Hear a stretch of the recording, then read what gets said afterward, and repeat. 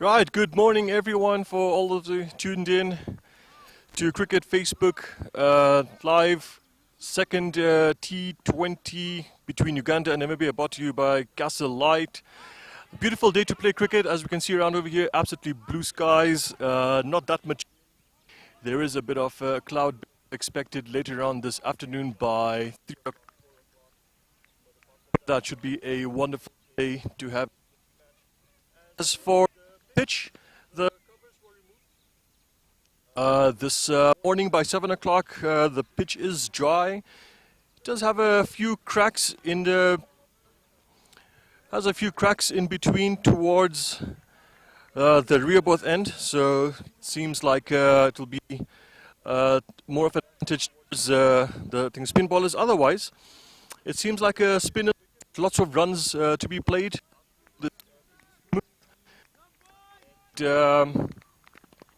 Average scores for which is usually around the 140 mark. So this should be a good wicket at 2 o'clock. Right, right now as we just stand by for the two captains and the coin toss. And back to the commentary box in the meantime.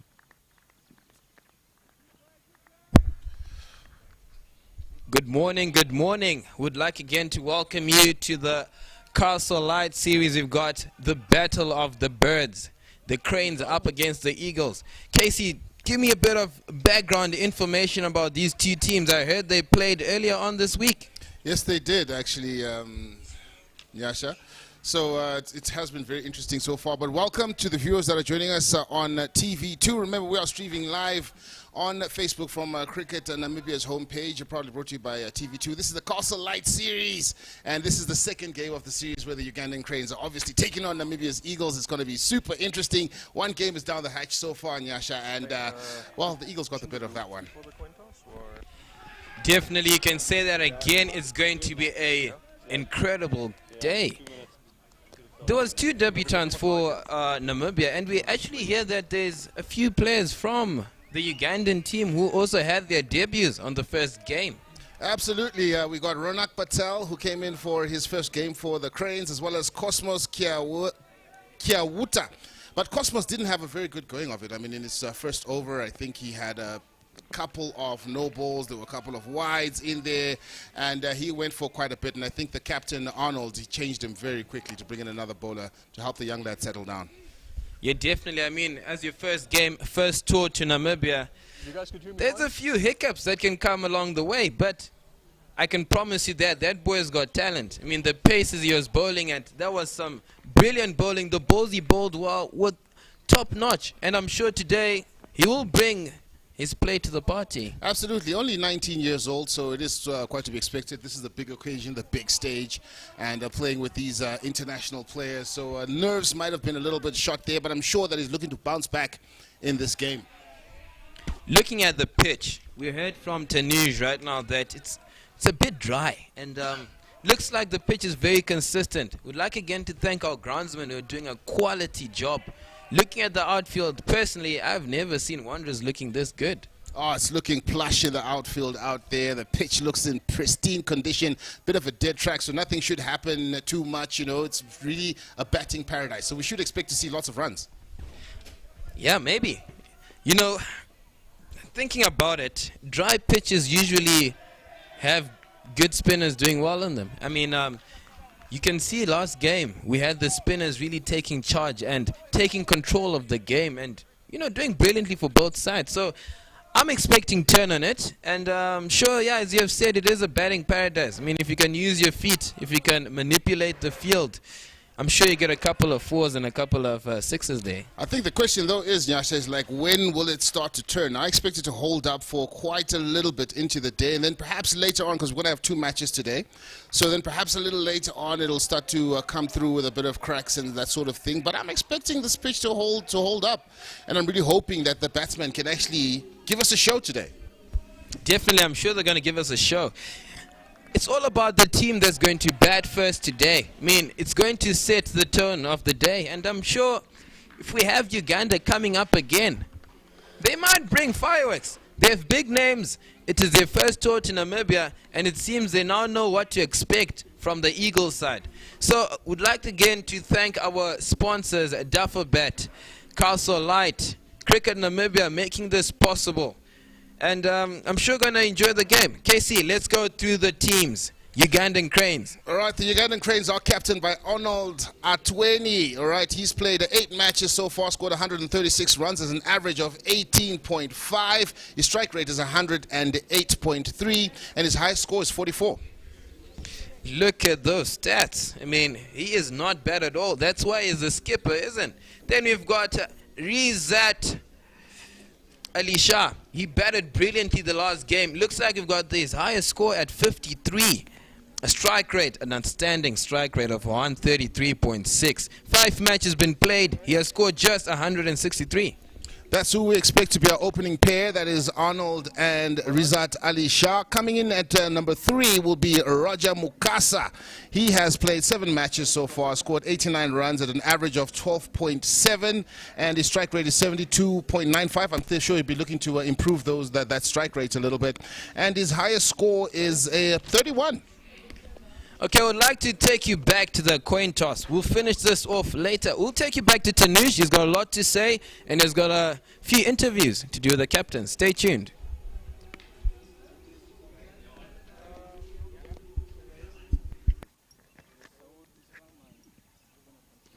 All right, welcome back to the second T20 international between Namibia and Uganda. Rules are very simple. 20 overs. First 6 overs power play, and only allowed 1 bouncer per over. With me is the third umpire, Andrew, and the captains for Uganda, Arnold, me, and captain. Including the coin right there, you can see it's sanitized due to all the COVID protocols. And now for the coin toss. The call, and heads it is.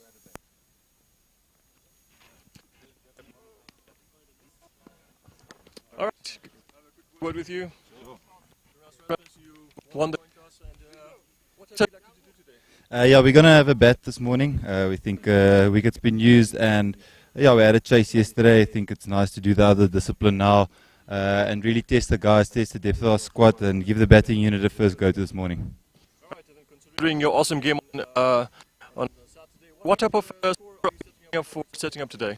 Yeah, we think it's obviously nice conditions. We'll be looking at setting a nice base in the power play, and then anything's possible. I think a good score on this wicket would be about 150, 160. But in T20 cricket, if you set a good base and 2 batsmen are in and someone at the death goes well, then 180 to 200 often happens. Sounds good. Any changes to your team today? No, we're going on the same side. Thank you so much. Enjoy. Thank you. With me is the captain of the Ugandan team, Arnold Atweni. Thank you so much for having a quick chat with us today. If you had won the toss, would you have done the same thing as well? I think it was a good toss to lose because we wanted to bowl first. Because of the wicket, maybe later at the start it will seem a bit in the morning. So we want to use it as much as possible. We get early 2 wickets or 3 new ball. All right, then considering your game, which is on Saturday, what type of a total are you looking at today? We want to dismiss them below 150. That's our target. The first time. All right, awesome. And then any changes to your team today? Oh yeah, we have 2 changes. Saud Islam make his debut today for Ham Kayondo, and then Jonathan as well, Sebanja is also coming in for the left armer, Henry Senyondo. They are both making their debut today. Awesome. I just want a question, Arnold. Are you enjoying the weather conditions to play here in the? Oh yeah, I think they are similar to the one back home. So we're really not complaining at all. We're enjoying the weather. Really nice for cricket. Thank you so much, Arnold. Guys, take care. All right, there you have it. So maybe winning the toss, selecting to bat, and it's back to the commentary box. All right, so that was Tanush talking to the captains. Namibia's won the toss, elected to go in and have a bat first. They're looking at a total of 180 to 200. That's pretty competitive. very, very competitive. I mean, it should be good for the Namibians to have a go. Last time we had Uganda batting first, and Namibia seemed to chase the 134-run cameo session by Uganda quite nicely. So today we're going to be expecting maybe 180, as you said, Casey, and maybe we enjoy it. All right, let's take a quick look at the Namibian Eagles team sheet. They're captained by Gerard Erasmus, who's had a blistering franchise tournament where he scored quite a ton of runs. He's come in good form into this Castle Lite series, and he's actually scored a few runs. I think he was very, very, very effective when he came on in the first game.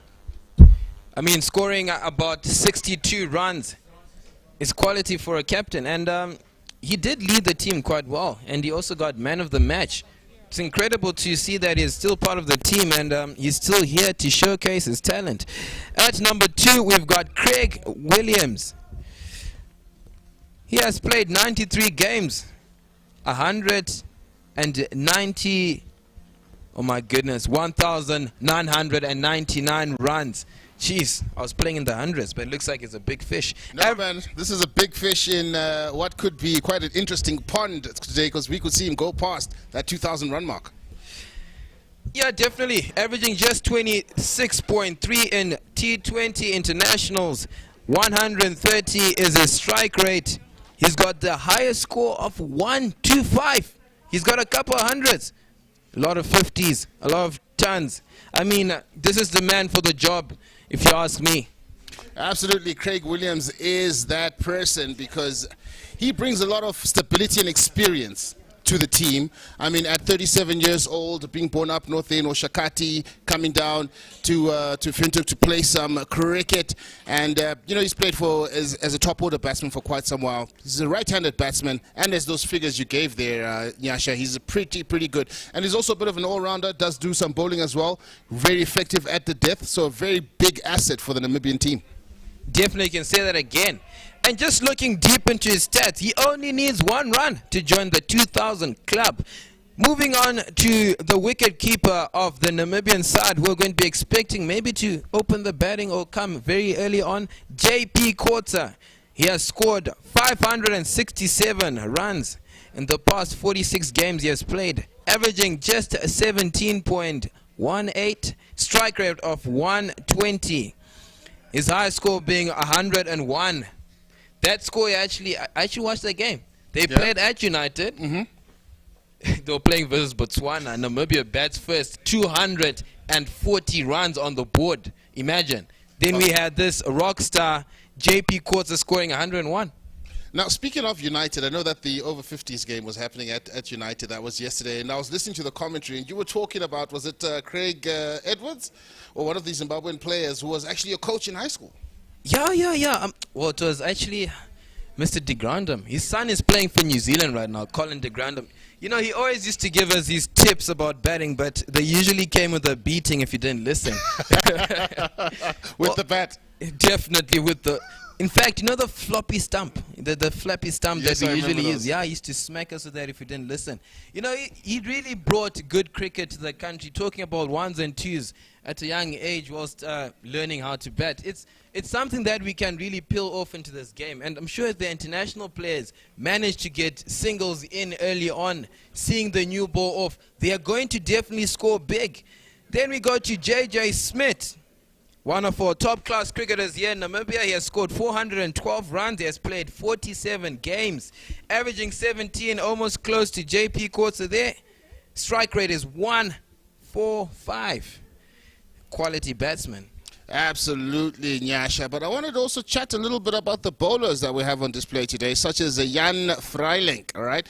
He was actually born out in Bellville in the Western Cape. He's 26 years old now, so he's in the prime of his career. He's played for Boland, the Boland under-15s, the under-17s, as well as the under-19s, Griqualand West, as well as the South African under-19s. But now he flies the Namibian flag high, and we are all the more better for it. Now, looking at his 2020 career, we see that he's played about 15 matches, and his best bowling innings is 4 for 21. Perhaps today you'll be looking for a fiver. 4 for 21 it is. I mean, he is the man for the job. Even the last game, he opened the bowling for Namibia, and it was top-class bowling, hitting top of off consistently. I mean, these are the kind of players you need. And since he had his injury, he has actually been working on his batting. So we're going to expect a few fireworks. I know so far he's not the best of candidates with the scorecard, but I'm sure he's going to bat quite well if he gets a chance. Absolutely. Now let's chat a bit about Tangeni. I know you're very impressed with Tangeni and how he was, his bowling. Tell us a little bit more about him. Well, Tangeni plays for VIS, which is one of the teams that was in the finals for the 50 over, the pro 50 overs for Namibia. He is a quality bowler. I mean, having a left arm seamer in any side is incredible, and it brings many options for the skipper. I mean, having that Mitchell Stark in your team who can rip it into the right-handed batsman, taking it away from the lefties, it's a big asset to have in any team.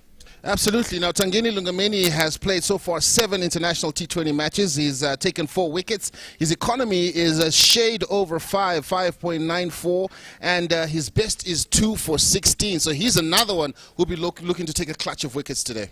Yeah, definitely. Looking at the wicket, I think it's going to really favor him. He has got a lot of off-cutters, in-cutters. It's really going to work on this deck, considering that it's quite flat. There's a few cracks. I mean, with the way it's so dead here, it's not going to swing much. There's not much wind to work with. It's a blue sky. It's beautiful weather for cricket. Absolutely. And you know what? I was just looking at the Ugandan team, the Cranes, and they were in the field and they were preparing for the game. And I saw they were doing a lot of fielding practice. Perhaps they knew something we didn't about that coin toss. I mean, definitely, it looks like they were prepared to field today. But again, I mean, the way they were moving in the field today, it just brought a different energy today. You know, the first game they played, it's like it was a trial and error. They were not really sure of what to expect. I mean, on the Wanderers field, since it was their first game here at Wanderers. But it looks like now they're up and going, up and running. The captain is ready for the game. You heard a lot of confidence from the pitch report there and the coin toss interviews. We're going to be expecting fireworks, and today might be a very competitive game. Absolutely, Nyasha. It might be very competitive. I think the Ugandans may have sussed out the Namibians in their first game and seen where the weaknesses were and their own weaknesses and looked to improve. And I think one of the main key areas of focus for the Ugandan Cranes must be in the field, Nyasha. They have to take those half chances. They have to stop those extra runs. They have to be very disciplined in the field, and that'll give them a good foundation to actually be competitive today. Definitely, you can say that again. Let's just look at the couple of spinners they have. We've got Henry.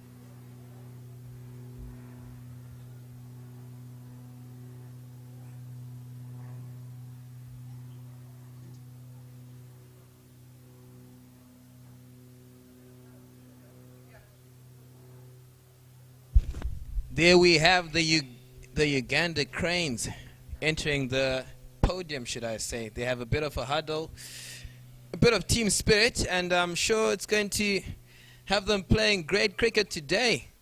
Looks like we have JP Quarter with Craig Williams, a lot of experience entering the crease.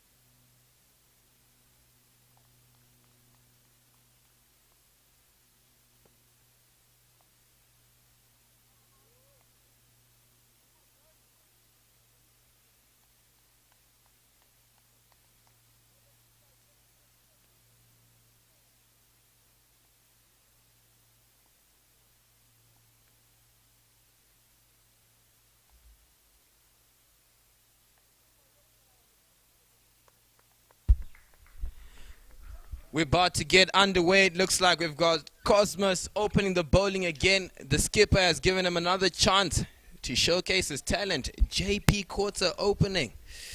He's the one who got a very unlucky run out in the last game. But I'm sure today he'll work on his running. Well, it's an interesting captaincy from the Ugandans, looking to bring Cosmos back in after a very, very expensive opening bowling session that he had in the previous game. But perhaps he's worked on his game a little bit to be looking to bowl a much tighter line and length. And, well, it's confidence in the captain and the young man. And it's pretty much his second 2020 international. Yeah, definitely. He was Uganda's debutant in the first game in Namibia. It's a good start to his international career.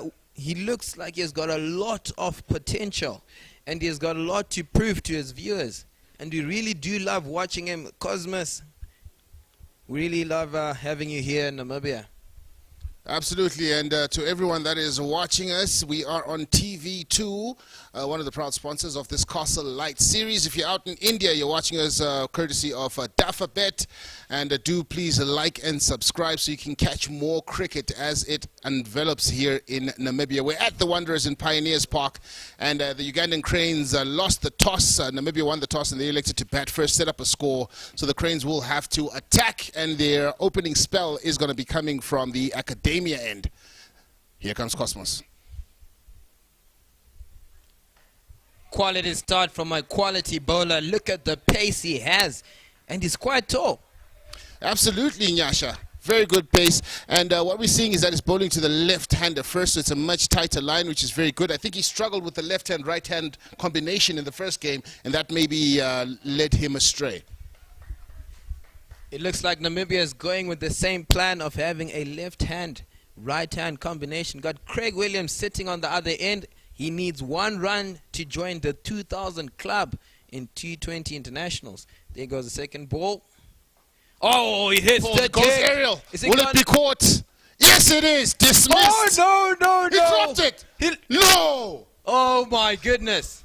It's all happening. The drama starts, and it's just the first over, the second ball of the game. Oh, my goodness, Nyasha, we were talking about this before it kicked off, that the Ugandans had to be tight in the field. They've just dropped a very, very big wicket. I can't believe what I'm seeing right now.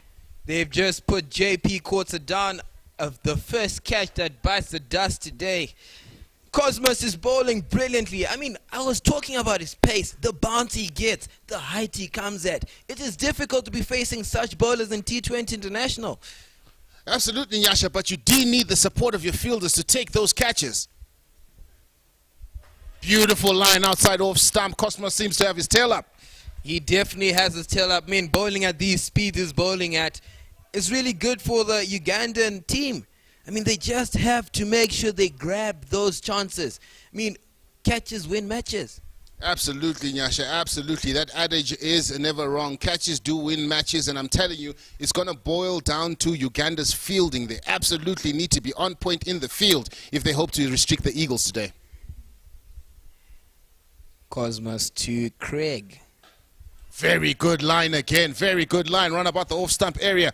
Cosmos has really had to think about his first day, and he's come back with a vengeance. I mean, definitely. If you just get a replay there, you can see the aggression that Cosmos has. He almost threw it back to Craig. You just saw him just slightly out of his crease after it faced that delivery. And there's a lot of aggression. And this is what we want to see. I mean, young fast bowlers, growing up in the game, you have to be aggressive. You have to be...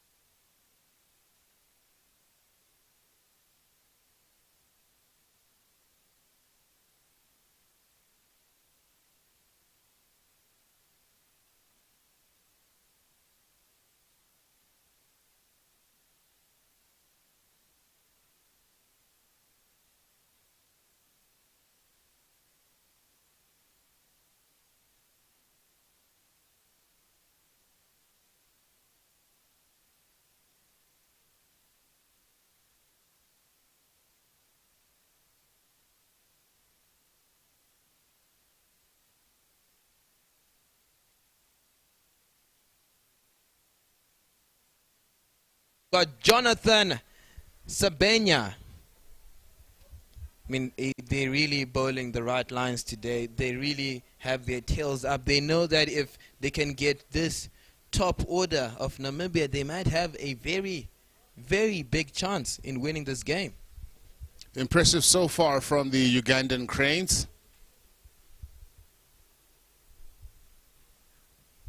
Onto the pads.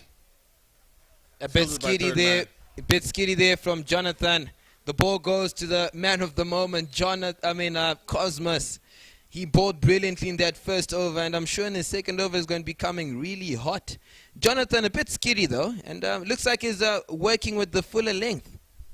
Absolutely, Nyasha, and it seems that the field looks very attacking. We've got a first slip, or he's actually moving away from the first slip region and going into just ahead of point. It looks like a lot of thinking is being put into the game there by the skipper. Otwani has been doing a brilliant job. And having a lefty is a good idea for Uganda. Quality bowling from the young man. He is hitting those lines, those difficult lines for every righty. That's what Namibia has been actually using in their team with Tangeni. We were speaking about him earlier on. Absolutely, Nyasha, but like I'm saying, I think the Ugandans have had a little bit of a think, and they're trying to come in with a bit more energy, a bit more concentration in the field, a bit more energy in attack, and they're trying to keep it nice and tight and put the Namibians under pressure early on. Oh, what an aggressive shot from Craig Williams. Is he going to go for 4? It sprints to the boundary. What an incredible shot through the covers. Top-notch cricket from the Namibians. And that moves Craig onto his 2,000 runs. So congratulations to Craig Williams. He's finally got his 2,000 runs. He's been waiting, I'm sure, anticipating that moment, and it has finally arrived. Big Boys Club, definitely. He sits on just a trickle above 2,000. And there comes Jonathan, the lefty.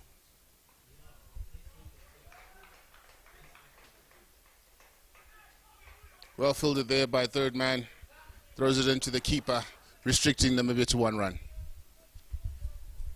There is a lot of thinking being put in the game there by Uganda, but I think they're just forgetting to maybe attack more. It is the first overs. The batsmen's feet are not yet as warm as they would like. I think a few slips might be a good idea. Well, it looks like Uganda is looking to contain Namibia early on, make sure that they don't get off to a very quick start. That is brilliant fielding from Uganda. You can see the way they're moving today. It is different. There's very brilliant backing up from Patel. He really knows what he's doing today. Absolutely, Nyasha. The Ugandans seem to, like I said earlier, have had a rethink and thought about, this is how we are going to actually control this game. We need to be very, very, very disciplined in the field. It needs to be a very concentrated effort, restrict the Namibian run flow as much as possible, and then perhaps look to attack a little bit later. But for now, it's pretty much restricting the flow of runs. It looks like the Eagles are sitting on 7 runs after just 2 overs. Craig Williams on 5 runs from 7 deliveries. He has joined the 2,000 club, and I'm sure Namibia will be hoping for a lot of runs from him today. Wide outside off stump. And it has been punished. It is going to the boundary. What a top-class shot there from Craig Williams. Absolutely a top-class shot there from Craig. It was a little bit wide of the off stump. It sat up a little bit, was wide, and it was given the full treatment by Craig. I mean, if you are any batsman out there in the world, when you're sitting on 2,000 runs, you have played it all. You have experienced all the hardships, and I'm sure Craig is going to bring his experience today and perform for his team. Cosmos. Much better line that is running in the field. Is there a chance of a run out? Brilliant fielding there from Ali Shah. You can see him flying wearing the number 22 jersey. That's some incredible energy. You can feel the life in the game. Absolutely, and that's what we want to see from the Ugandan Cranes today. They need to maintain this kind of energy, and that will bode well for them, definitely, for sure. We have really seen JP Quarter struggling with the short ball. I'm sure it might be a good idea for Cosmos to just creep it up his helmet a bit. Absolutely, now he bowls to the left-hander. Oh, he flashes to the offside. A good option from JP, but he just didn't get close enough to the ball. Absolutely. I think that was a premeditated shot. He wanted to send that into the houses out there in Pioneers Park, but unfortunately, the ball had other ideas and it went past to the wicketkeeper. I should say these are brilliant lines that are being bowled by Cosmos today. He really has the composure. He has the talent. That's why he's in this side. And that's why he continues opening for the team. Brilliant line. Brilliant line. Well fielded. Namibia ran through for 1. Bringing your score to 12 without loss for the Namibian Eagles.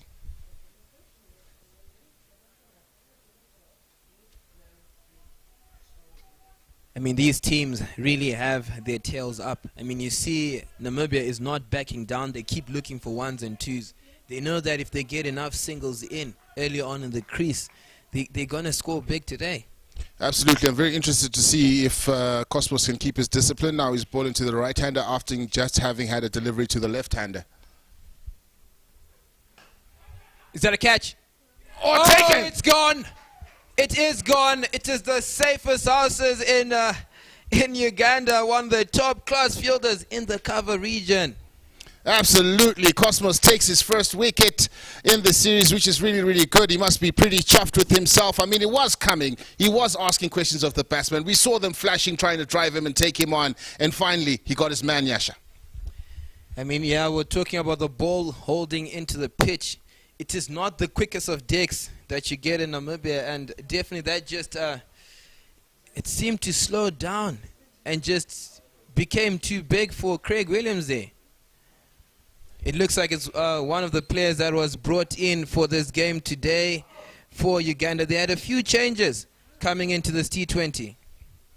Absolutely, Nyasha, and that change might have done the trick. With Saudi Islam there taking that catch off of Cosmos's bowling. Well, all is happening here in the Castle Lite Series. This is the second game Uganda have been put into the field, and they've been bowling pretty well to begin with. And they've actually taken their first wicket, so Namibian Eagles are 12 for the loss of 1. Top-class bowling, top-class fielding. I mean, that's what we want to see in international cricket. Coming onto the crease is the captain of the Eagles, Mr. Gerard Erasmus. What would definitely set the cat amongst the pigeons here is if Cosmos was to bowl a wicket-taking delivery, next one up and send the new batsman packing. That would definitely have turned this game on its head. First delivery, and the captain is off the mark. Is he going to go for two? Some brilliant running. I mean, that's why he was the man of the match in the last game. He has presence of mind. He knows what is needed. I mean, that's what makes him a great leader. And leadership is what the game is all about. I can tell you that. You need cool heads to prevail out there in the middle and see you safely through. So far, Namibia had a bit of a stuttering start, having lost Sean Williams a little earlier, just after he got his 2,000 runs. He was looking for a big score today. I'm sure he's very disappointed to be back in the pavilion. Looking at this new team of Uganda, it looks like they have a lot of changes. Today, Kayondo will not be playing. He's replaced by Saud Islam, who has just caught this brilliant catch. And it looks like we've got Trevor Bukenya, number 27, who's replacing Henry Sayundo, one of the spin bowlers of Uganda. And the last change was Jonathan Sabenya, who's the one bowling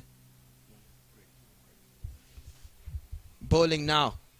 It is top class stuff, and it looks like Uganda has quite a good team. I mean, there's a lot of big names there, and with the changes they've made, it looks like they have a lot of energy today. And they have improved in the field, which is the most important thing. That was what we noticed about the first game, that the fielding work wasn't really on point today. It seems to have improved slightly. And considering that there was a dropped catch, they could have actually had two men back in the pavilion. I mean, that's a brilliant comeback. Big shot, can't take it. Oh, dropped. Can you believe it? Otwani puts it down. Patel picks up the ball and is just looking around. He can't believe it. Thick outside edge there, straight to the wicket keeper. That's a regulation catch. You got to take those, Nyash. Just look at the review. I mean, the way that he bowls it into the pitch, it's incredible. He puts a lot of effort. There goes Otwani diving. Oh, he just puts it down. They have to take these catches. Uganda really have to take these catches. Jonathan bowling to the Namibian captain. And he bowls a wide. He just pushes it too wide there. I mean, Jonathan has really brought the spice today. I mean, having him and Cosmos bowling together, they seem to have a very good opening partnership. I mean, having the left-handed bowler and the right-handed bowler coming in from either end is quite incredible. Absolutely, and I think they saw what Namibia did in their first innings, and they were like, okay, we see you, and we raise you to bowling changes. Wow. The drama continues. Jonathan. Smashed. That goes through all the way for four. That was unstoppable. Left the bat like a bullet. You could hear the sound of it as it hit the willow. That was a cracker of a shot. Just going past Saudi Islam, who's the man who caught the last catch. Here's the replay. Oh, that was a blazing shot from the captain of Namibia. More like a square drive through cover. All the way for four. Sahudi had no chance there. I mean, he is a very top-class fielder, but when they're coming out of the screws for Gerard Erasmus, it's very difficult to be blocking them. Absolutely. Gerard Erasmus is one of the big wickets that Uganda would like to take. Definitely, he is the prized wicket. You get him out, you're going to send big waves. Oh, is that an edge? Oh, no, that was more of a glance shot. Just glanced it, glided it past the wicket keeper down to third man. You know, Casey, if Uganda was to maybe introduce a second slip or a first slip, it will make it difficult for Gerard Erasmus to be playing those kind of shots. I mean, putting more pressure. I mean, those singles are very easy singles to be getting from your fast bowlers. And as captain, you don't want to make it easy for the batsman, especially at the beginning of the game. Absolutely, but perhaps the control that Erasmus has shown is just why they've decided that rather than attack him there, let's put a third man and stop. Oh, big shot. Is it goes up in the air. Will it be caught? And it's taken. Safe hands. Quality fielding. Look at that. Uganda they have produced the match-winning deliveries. I mean, with these top-class bowlers, they really know how to take wickets. in such conditions. A bit of bounce there from the pitch. Absolutely, Nyasha, and they have sent JP back to the pavilion. This is now a really interesting game as it stands because the Ugandan Cranes have really come out firing, all guns blazing this morning. They've taken 2 early wickets, dismissed the opening pair for Namibia, and now we've got pretty much a new pair that'll be out at the crease. Obviously captained by the veteran Gerard Erasmus to lead the charge, but it's interesting times here at the Wanderers. Definitely can say that again. It looks like it was quite an easy catch given by JP Kotsa. As the years have been going by, I mean, it has always been difficult for JP to pull. He's struggling with that shot, and I think it's something for him to really work with. Even in club cricket, it seemed most of the bowlers are really exploring that weakness quite well. Absolutely, Yasha, but what's interesting me now is that coming on is the lad who's just had one 2020 international. This is his second 2020 international. His name is Loftus Eaton. He had a very good game in the first one. He comes in when there's a bit of bother. We're going to see what kind of temperament Loftus Eaton will bring to the table. If you look into these boys' stats, KC, you might just trip over your chair. I mean, he has been averaging more than 100 runs in franchise cricket. He has had a strike rate of more than 200 in all formats. I mean, that is outstanding. That is top class cricket from this young man. Hopefully he'll be showing some of his traits today. Defensive shot there to begin with, just to see out that spell from Jonathan. It's very interesting here. I'm telling you, the debutant facing Jonathan. He's come on. He's not really a debutant anymore. He's already had a game, but still, he's still pretty new to the national team, but he's showing a very good promise. Loftus Eaton. I mean, having Jonathan in your team at this stage is quite brilliant for the Ugandan team. The Cranes seem to be fighting very, very hard today, and this is top-class bowling. Is that going to be around? He's going to go for it. Oh, no. Wow. Wow. Wow. There's drama today. Absolutely. We're in for a great game of cricket today. It started off with dynamite out there in the middle. Let's take a look at that again. It was fielded, sent back in. Cosmos throws it hard. Oh, the bowlers are pointing. He should have gone for the bowler's end. Looks like Nicole was a bit slow out of his blocks there. Look at that arm. Oh. You know, if he had gotten a direct hit there, it might have been gone. It could have been. It could have been one of those. It was touch and go for a moment there in Nyasha. But anyway, the Ugandans are looking very positive, and Namibians are looking to rotate the strike as quickly as they can. That's why they took that fielder on. But I think it's a very different game of cricket than the one we had the previous day. Definitely can say that again. Looks like another over has gone. And the score is sitting on 13. If you see that replay again. Oh, Gerard Erasmus is not even in the frame. He had given up. Here comes Cosmos.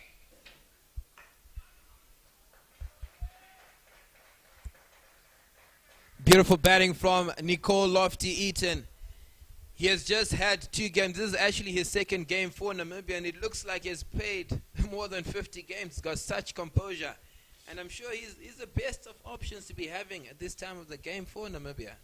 And looking at him now, this game plan strategy seems to be to simply rotate the strike. He's not looking to play any big shots earlier on. Rotate the strike, give it to the senior partner, which is the captain, Gerard Erasmus. Let him take on the more prolific role. But for him, he's just there to hold up an end for now and stabilize the innings. Yeah, definitely. I mean, the captain should take charge, and he should look to maybe rotate strike more and just maybe wear out the ball. Beautiful lines there from Cosmos. He is not taking his eyes away from that line. That is a perfect line to be bowling at this time. You just have to bowl them straight. I mean, it's not swinging. You have to attack the stumps. What's interesting for me is that they've continued with Cosmos from the academia end, and he's not looking to change his attack right now, mix it up too much. He's going to see them through. Seems like Cosmos has got a good vein of form, so he's seeing to ride that through and let him actually bowl out his overs. Considering his age, I mean, Cosmos is just 19 years of age. He is a youngster in this team, and I'm sure this is a big, big prospect for the Ugandan team, having such top-class young players. I mean, it's good for their development, and it really is going to take their cricket far. Absolutely, they can build. The Ugandan Cranes can build around Cosmos as one of their leading strike bowlers and look to build around him with Jonathan coming in from the other end as well. Not a bad opening partnership for the bowlers in attack.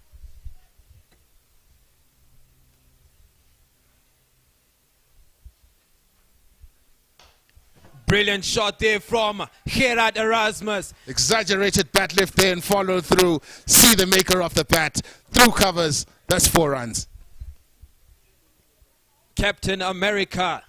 He does it again for his team. What an incredible shot. It is top class. I mean, having, you know what, Casey, if you look at this boy's, the way he's been going about things in the past couple of weeks, I mean, even in the franchise, he has been showing that mongrel. He's been showing that presence in the game, the way he bats, the way he bowls, the way he fields. It's like captaincy has been made for him. Absolutely, and if you look at how he played that shot, he was nice and still with his head, slight adjustment with the feet there, and he played it through a cover drive. That was beautiful to watch. That cover drive we just talked about has just taken the score to 26 runs. After just 4 overs, we're in the 5th over, and it looks like the drama continues. Gerard Erasmus sitting on 10 runs. Nicole Lofty-Eaton just on 1 run. Absolutely. We are at the Wanderers in Pioneers Park watching the Castle Lite Series between the Eagles of Namibia and the Cranes of Uganda. In the first game that was played over the weekend, Namibia won comfortably, but that seems not to be the case today. Nice and straight delivery that from Cosmos. Oh my goodness, it was almost another run out. Uganda has been really pushing the boundary with their fielding today. They have been on their toes. They know that this game is going to go down to fielding. The better fielding side might just take it home today. Absolutely. Looking at that, he was not even in the point blank range. At point blank range, he missed that. Nico was not even in the frame. Look at that. Wasiwaka, he goes diving. Brilliant stuff. That was going to be gone. That was going to be gone. Absolutely, Nyasha. That was a very good catch and release there from the Ugandan fielder. But yes, definitely much improvement. And like I said earlier, when we came into the grounds this morning, we saw the Ugandans out of the field practicing their fielding, and it seems to have done the trick. You definitely can say that again. I mean, T20 cricket usually goes down to the better fielding side. And looks like we have a change of bowlers. We've got Ali Shah coming in from the Katutura end. He did brilliantly in the round in the middle, getting ready to take his mark, whilst the captain will be on strike against Shah. There's some incredible cricket being showcased by both teams. There's a lot of thinking being done. Looks like they've introduced a deep square. Maybe Ali Shah is going to opt for that short one. Looks like we've got the point close in. He is hitting the deck. It looks like he's going to opt to bowl maybe slightly shorter and try and explore that Gerard Erasmus pull shot. Maybe try and get him out the way they got our JP Quarter. Absolutely, maybe trying to get him to send something along to the deep mid-wicket area. But time will tell, and I can tell you now that, well, it's an interesting day's cricket that is happening. We've got this young man who's second. It's his second 2020 international. I'm talking about Loftus-Eaton. He's currently on strike, and he will be facing the Ugandan bowling attack from Shah. Nico Lofty-Eaton, he raises his bat high. And he pulls it. Is it going to be gone? Is it going to go? Oh, it just goes over the fielder. Some brilliant fielding again there. It looks like they're getting rushed by the short ball. Absolutely, that seems to be the strategy. Give them something short, let it rush on, and perhaps we can get a bit of a top edge there or send something aerial. And it almost worked that time. Yeah, I mean, you know, knowing these Namibians, it looks like Uganda knows that Namibians would never leave a short ball. They will definitely go for it. I mean, with all the development that's happening in this country, most of the coaches have opted to teach that pull shot because of the wickets we have here in Namibia. The ball tends to bounce back. Very good line. Very good line, and it's dismissed. Is it gone? It's dismissed. Oh my Umpire goodness. sent the captain back to the pavilion. Oh no. Outside edge, through to the wicket keeper. Shah gets his man. It's all happening here at the Wanderers in Pioneers Park. This is not happening. This is not happening. I mean, it is happening here at Wanderers. It's happening at the bull ring. Looks like the skipper of Namibia has just been sent packing. That was a quality delivery. I mean, look at the bounce off. Look at that replay. That's the line you want to be bowling. I mean, you can't bowl better than that. He had no clue there, Gerard. He had to play at that one. He really had to play at that one. And, oh, he just outside the edge. Oh, my goodness. Absolutely. Now, you see, just like I was saying, that if the Ugandans take another wicket, it'll definitely set the cat amongst the pigeons. Looking at the first game where Namibia was comfortably in control of that game, not so much on this game this so far, Nyasha. Not so much. Oh, Namibia is really, really in trouble here. They've lost 3 wickets in no time. It just has been 5 overs bowled, and they've already lost 3 big fish. We've got JJ Smith marking his crease. He has a lot to offer. He has a lot of talent. I'm sure his teammates are going to be backing him up there. He has been in many cases like this. I mean, looking at the Richelieu franchise that has been happening in the past week, we saw him in such a position for King Price Kings. Do you remember that game, Casey? Absolutely, I did, and he rose to the occasion. Here's Shah. Bang on the money, right outside off stump. Shah is really, really looking to bowl very nice and tight. Looks like overthrows. But you see, that's what you don't want, Nyash. You don't want to release the pressure. When the pressure's built up, you want to keep it in there like a cauldron, let it steam until it bubbles over and something gives. You don't want to have misfield and overthrows that just lets the steam out of the pot a little bit. Definitely, you can say that again, KC. I mean, the Ugandans, they really have the aggression, but they have to back it up. They really have to back up that aggression and not have these mistakes. I mean, overthrows are just extras that are not needed by any bowling side. Oh, is that they go up for the appeal. It looks like the umpire is not interested. That goes flashing past Nicole Lofty-Eaton's bat. It looks like there's a lot of bounce today. The pitch is talking. It is. It's not as quick as you expect, but there's a lot of venom in that pitch. Absolutely. Mr. Schumacher wasn't interested in that one, but I'm telling you, Shah had a very, very good over. And now my question is, what will Uganda do? Do they still bring back, are they going to make a bowling change? I believe, and maybe perhaps reserve a couple of overs for Cosmos to come in on a little bit later. Yeah, definitely looks like you've got number 19, Danish Nakrani, one of the top bowlers. He does know how to swing the ball, but I'm not sure if the ball will swing much today. You never know. Maybe it might be the Philander of the Ugandan team. Anything is possible. We'll see it all here at the Wanderers because we've seen quite a lot already this morning. Quite an exciting morning's patch of play. The Namibians have lost a few wickets in what was thought was supposed to be a pretty comfortable game. Didn't turn out that way. It's all happening here at the Wanderers in Pioneers Park. And the Ugandans have brought in a change from the academia end. It will be this new bowler that will be coming in, Dinesh Makrani. And he is going to go for his first delivery. Good bowling. JJ just knocks it down the pitch. He takes a single, and it looks like that's the second run of the game. JJ has known to play a lot of first-class cricket here in Namibia, and he has also been playing overseas. I mean, he has played alongside Chris Gale in the Canadian League. He has a lot of experience, and I'm sure Uganda is going to look to take him out as soon as possible. Don't let him settle. You have to take the wicket of JJ before it gets too late. That's what the captain of Uganda should be thinking.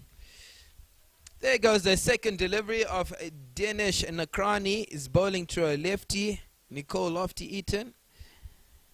And the drama continues.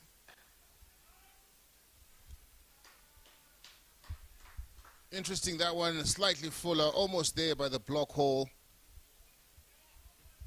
Lofty-Eaton had to dig that one out. No runs were there to be on offer.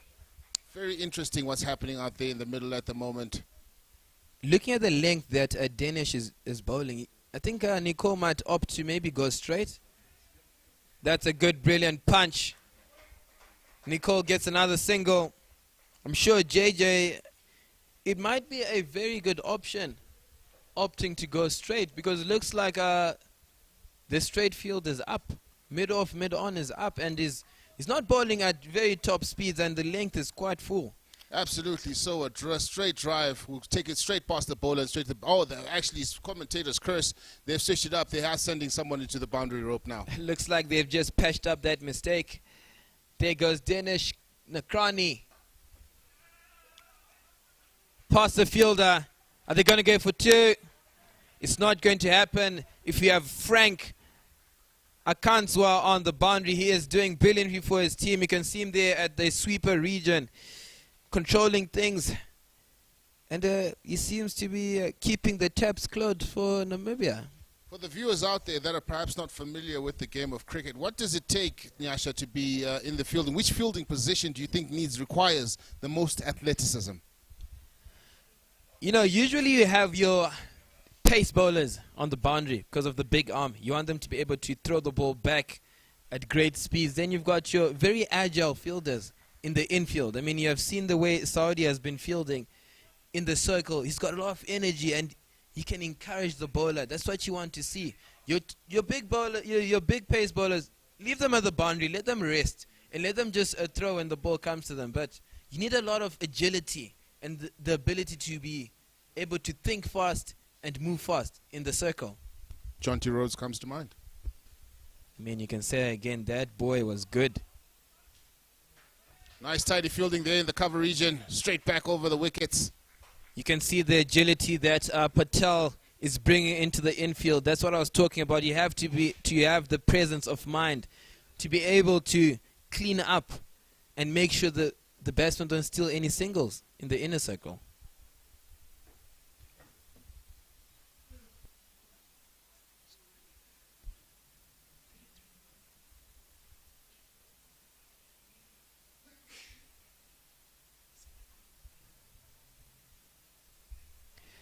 There goes the seventh, is it the 8th over? And looks like Namibia is sitting on 33 runs for 3 wickets. And the drama continues. We've got Ali Shah, Rizat Ali Shah coming in from the Katutura end. It's a big shot. Goes aerial. And it's caught. And it's caught. The pressure has told. Frank Tsumbuga. What a safe house. He's sitting behind the batsman there at third man. That was a marshmallow. He had no troubles with that one, just trips over a bit, but he had everything under control.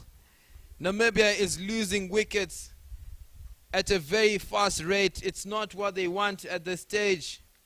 Nicole Lofty-Eaton has been sent packing by Ali Shah. Some brilliant top-class bowling from the Uganda team. Absolutely. Ali Shah has come in with an agenda to take wickets, and it seems to be working for him today. He's getting a bit of bounce in that wicket, and, you know, the batsmen are looking to drive him, but it's catching the top edge of the bat. It's going out to the fielders. It's being caught. And Namibia did not think, I'm sure, last night as they came into this game, they did not think there would be 33 runs on the board and have 3 men back in the hatch so early. You know, usually when it's international cricket, the team that loses the first game of the series is usually the one that wins it at the end of the day. If you see Uganda have their tails up because they know they got a beating in the first game, and they know that if they win this game, it's going to be very interesting with the final T20 coming up soon. And that will be played this afternoon, and then after that it will be, of course, a couple of one-day games. But, so far, this morning's play has been all to watch, all to see. We haven't seen the Namibians dominating as they did in the opening game. The Ugandans seem to have come with a fresh perspective. They've got their tails up. And this is Shah. Some top-class bowling from Uganda. I mean, they have done it all today. They've done the work. Some brilliant fielding there in the infield. The players are fired up. And this looks like today is their game. They're really doing some incredible top-class I mean, this cricket is incredible to watch, Casey. Absolutely, Nyash, and with a change in partnership on the field, there's a change in partnership on the commentary box. Welcome, Tanuj. Good fielding again. You can see the way the Ugandan team is moving around today. The Cranes, they really have a lot of energy. Tell me, Tanuj, you were on the pitch. You did the pitch review. I'm sure you've seen far much more than we have seen. Tell me, what's happening? What does this mean? Thanks, Nyasha. We have seen a lot today. Namibia losing wickets, 4 down so far, 34 runs. Lots of patience and good discipline between the Ugandan fielders. We did see a lot happen earlier today. 2 drop catches. JP Kotze got a lifeline, but eventually ended up getting out. Namibia just trickling along 34 for 4 wickets. Yeah, Nyasha, I was down over there early on. The covers were removed like early in the morning, 7 o'clock in the morning. Sun is out, full speed, drying up the pitch. There were like, cracks towards the rear both end, sort of favoring the spinners. Here's Ali Shah.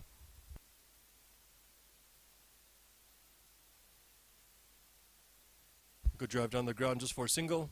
This is what Namibia needs, especially after losing 4 wickets, just to keep those singles running.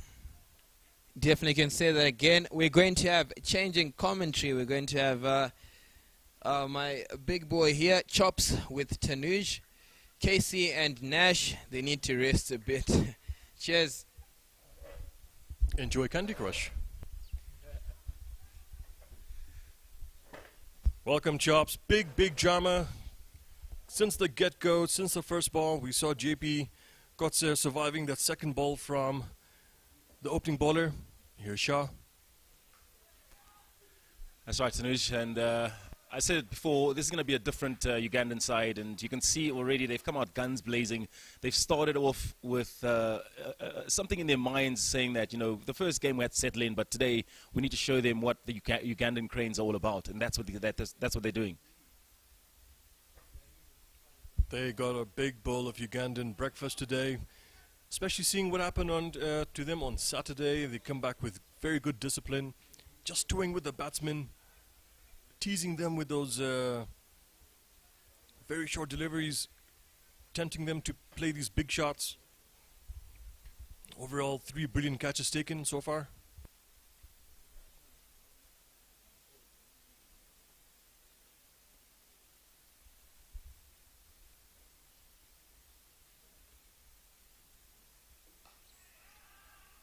It's a cheeky 1-run for the Eagles. And I'm glad to see that Cosmos, the youngster who's come in, he had a few wide balls and a few difficult overs when he first started as the youngster, being just 19 years old. And he's changed his game. He looks a lot more confident today, and he's playing a good game today. That's right, it's very hard to tell. I mean, is this the same Cosmos we saw just 2 days ago? Oh. Well fielded by Uganda. Straight to cover, denying them that 1 run. And I think this is where Namibia needs to start picking up the pace. I mean, if they want to post a score of at least 100 plus, currently after 8 overs, sitting with 36 runs for the loss of 4 wickets is not something that they'll be happy with. Absolutely not. They've had a shaky start, but we'll see what this partnership has to say. And that's what they'll need for the 2 batsmen in there, just to stay put. Shah Dupriya, JJ Smith. Dupriya still waiting to get off the mark. But JJ Smith coasting along fine with 5 runs, 9 balls. Dinesh continuing his bowling.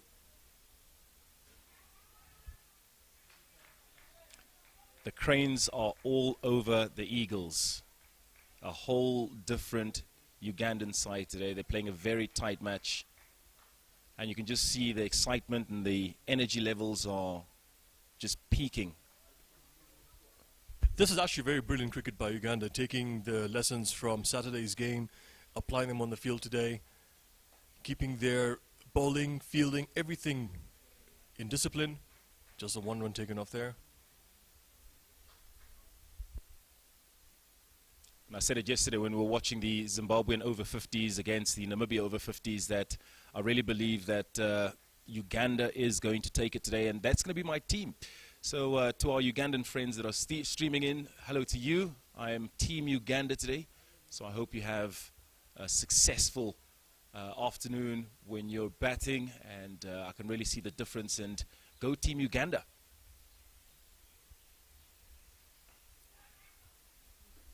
I was up in the air for a short while, between cover. 1-1.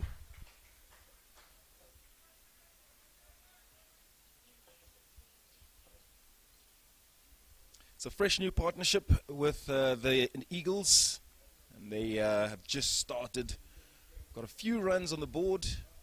It's going to be a long day at the office for the new partnership, JJ Smith and Michel Dupree.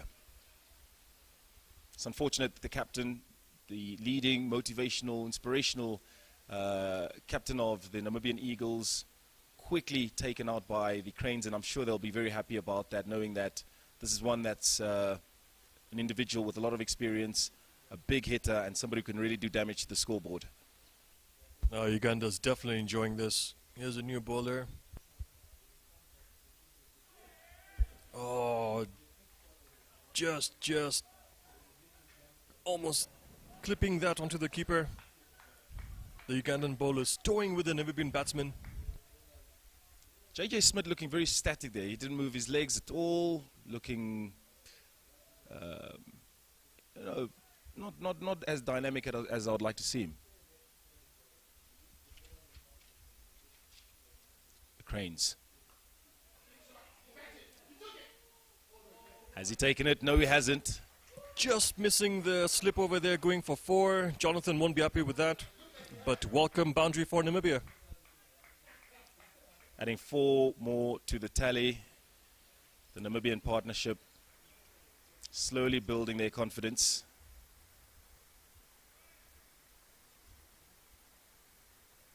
I'm quite surprised that JJ Smith's movement when he's playing this ball is not much to write home about.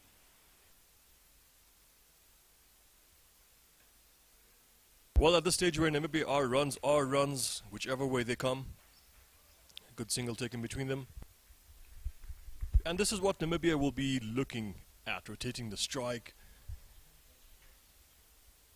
playing those singles, looking for the boundary wherever they can. And at this stage getting to the halfway mark, 10 overs with just 43 runs. They really have to pick up the pace. Here comes the Cranes. Taken well by the Eagles, just for one cheeky run. Good shot played into the deep. Jonathan Sbenya to continue with his bowling. The Namibian run rate currently sitting just under 4.2. They're probably going to step that up if they need, if they're looking for a big total in this grounds. But Chops, when I was earlier down over there, we did mention that the field was dry. Might favor the spinners because of the cracks. Oh, 1 run stolen right there. Good Absolutely. running between these two. And it was beautiful chilled morning. Once you're on that pitch, it does start heating up. And you'd say there might be a few cracks that will form up a little bit later on in the afternoon. That's right. So this is the time for the spinners to get into the action. Probably favor them. And as the day proceeds, as the day gets a bit hotter, will favor more for the spinners. Actually for the seamers. Jonathan.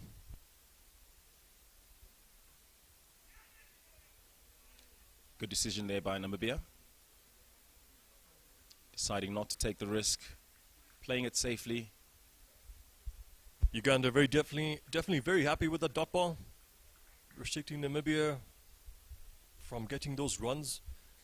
Namibia currently sitting at 45, almost the end of the 10th over.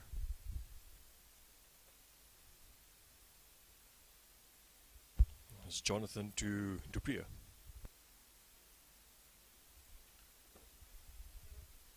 Just punched away for a single.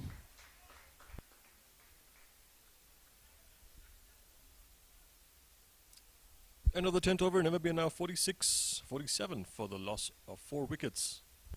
So we're on the halfway mark now. This isn't the typical Namibian side that we'd been expecting. Seems like they started off with a bit of a shaky start. 10 more overs to go with just 47 runs. If they pick up the pace here, we would look at a cool 140, 150. And then they'll have to turn on the heat for the Ugandans and keep that run rate low. We'll see what happens later on in the afternoon. But for 47 for 4 is not quite what the captain for Namibia would be expecting. And for now, it's up to this partnership to really put these points on the board.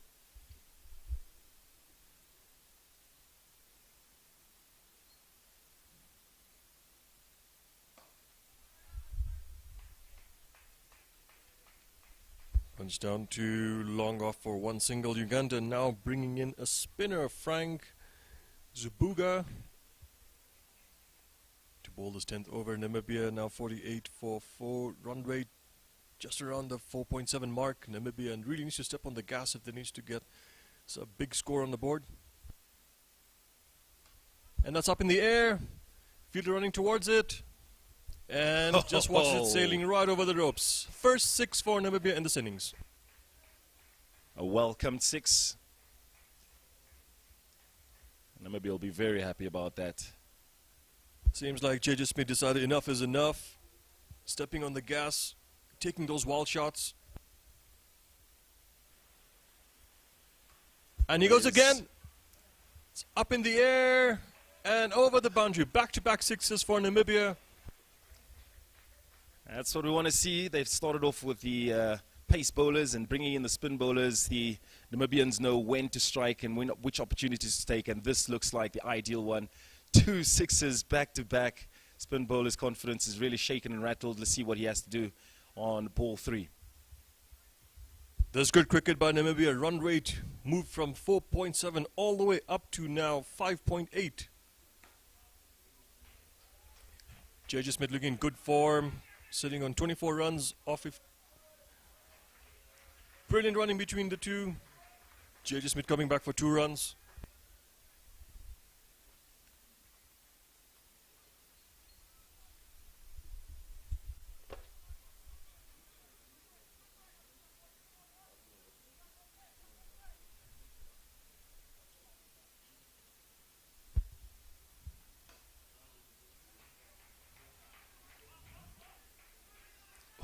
Oh, they've taken 2. Will they make it? That was good running between the two. Umpires don't seem to be interested. I think he was quite safe. I think he was quite safe. They were a little bit confused there if they can make 1 or 2 runs.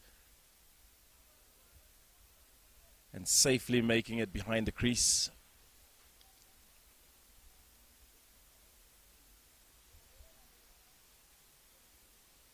But good work by the Uganda fielder in the deep. Frank to continue his bowling. Hit down point. Come back for 1 run. And that's the over up, taking us to 11 overs down. If you've just joined us, welcome. This is the Castle Lite Series. We're live from the capital city in Windhoek. The Namibia's Eagles takes on Uganda's Cranes. That'll be 1 over that Namibia definitely enjoyed. 2 6s coming off that over from J.J. Smith. How quickly he just moves to 28 runs off 18 balls. And pushing Namibia to 65 for 4 after 11 overs. Namibia still have 6 wickets in hand. And I think at this time they are looking to step on the gas, trying to get that run rate up. Put some scores on the board. And make this chase for Uganda a bit difficult.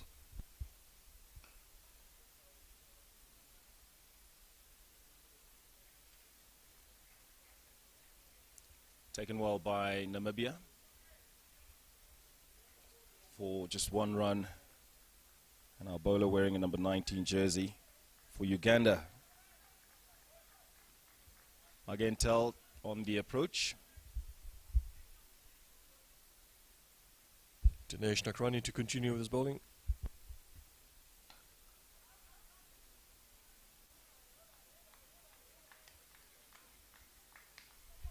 Shao Dupriya still in there.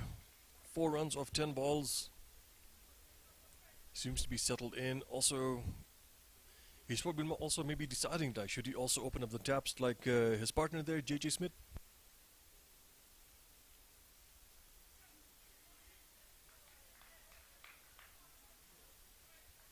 Good bowling by the Cranes. And Michel Dupree just missing that ball. Dinesh Nakrani, a medium pace bowler for Uganda, using the pitch to his favor. Bowling different speeds. Not much of a swing. Slice away. Just a 1-run. JJ Smith back on strike. What is he thinking? Is he trying to go, really think about those big shots at this point? Sure, that's what he's looking to do. 4 wickets down. They know that they can't afford any more wickets to fall. Well, his body language is kind of giving away. He's looking around, okay, fine. Where can I whack this next ball?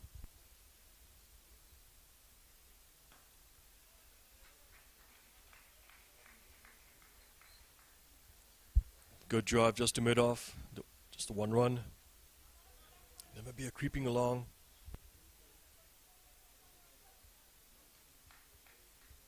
I really am enjoying the excitement from the Ugandan side. They really are a changed team. They must have had a few words exchanged before coming out this morning, and we can see it in the results.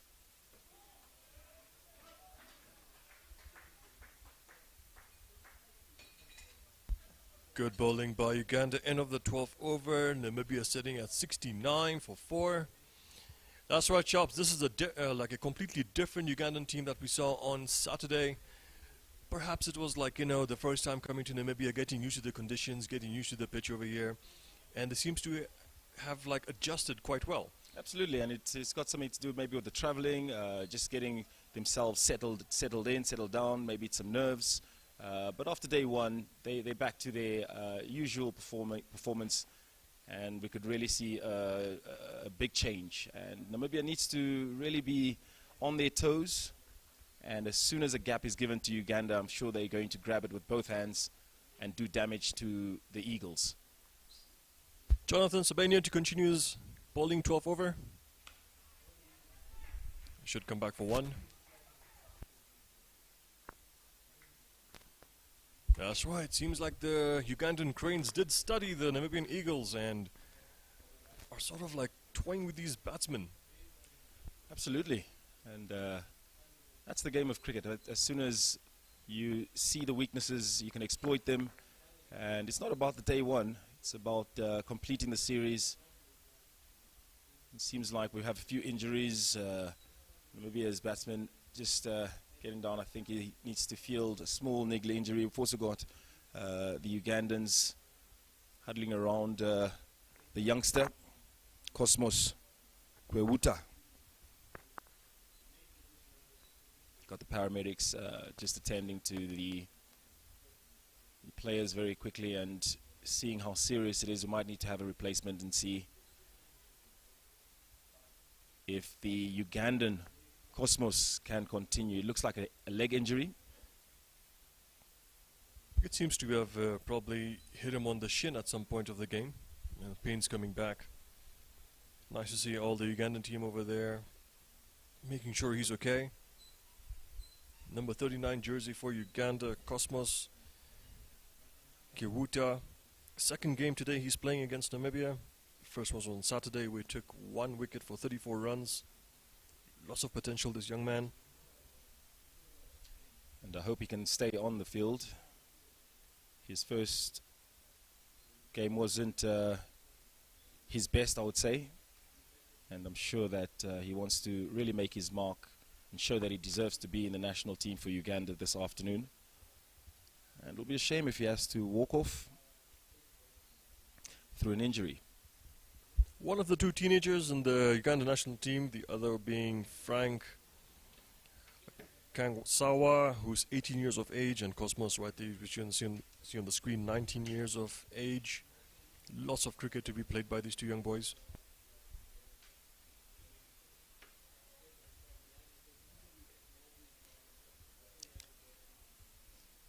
Absolutely. I think he might have taken a ball to the shin, so we'll have to wait and see if the paramedics can clear him to continue. It's not, of course, the best feeling to get a ball in the shin. And let's see if the young man can take it in his stride, get up and continue throughout the afternoon. It seems to like they might be wrapping a bandage or some sort around the shin.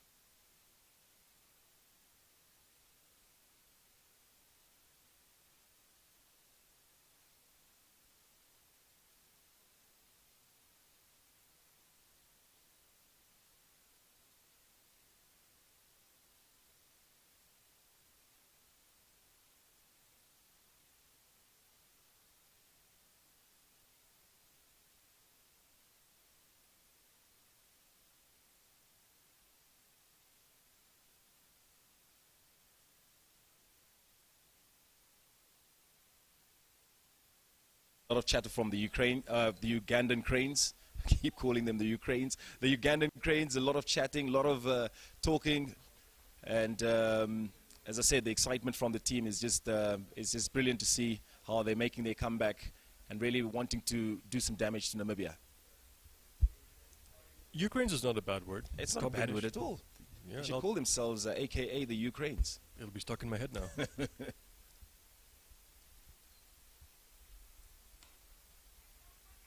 Should get 1-1.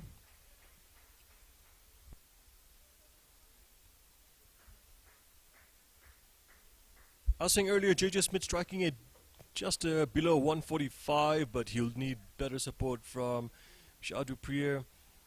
9 runs off 16 balls, not really the type of score you want to be looking at a T20. Strike rate now just above 55. Broad needs to get a step on, get those runs on the board. And Namibia has to realize that the more runs they get, the more challenging this chase will be for Uganda, or as you call them, the Ukraines. The Ukraines, absolutely. And the Ukraines know that, so with 13 overs done, 75 runs, it's not a great start for Namibia. And hopefully the Ukraines will show the Namibians that they're a force to be reckoned with.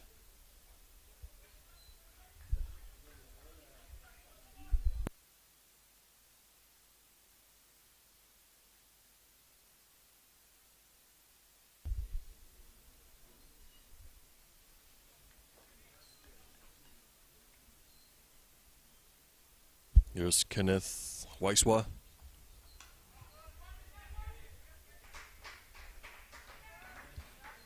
Good shot down the mid-wicket for 1 run. Namibia really needs to step on if they want to post a big total. Still a bit of glitches in the Ugandan field, like the previous over where they stole that 1 extra run to make it 3 runs. Ball was picked up very nicely in the deep, but the throw did not go towards the bowler as expected, and as a result Namibia stealing that 1 crucial run.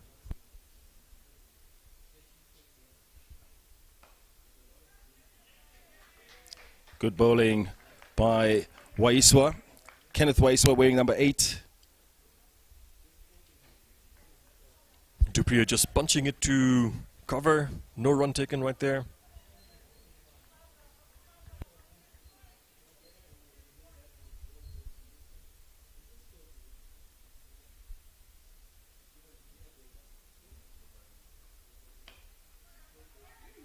Very risky running. And well fielded by Uganda's Cranes. Seems like Michel du Preez is a bit hesitant in the shots. The previous shot he played it straight to cover, did not take the run, but this time he knew exactly how far the cover fielder is. Plays that shot, punches it, and immediately takes off. And good running support by J.J. Smith on the other end. Oh, that's up in the air. Should land safe. Will they take 2? Very hesitant, only for 1. Yeah, du Preez was halfway down the pitch when JJ said no. Very good decision by the Eagles and well fielded by the Cranes. Very well struck. Unfortunately, they made a decision to go just for 1. But Chops, I have to say one thing also, like it is very hot down there. When I was standing there about an hour and a half ago, I was like only sweating and the temperature was still like around the 22, 23 mark.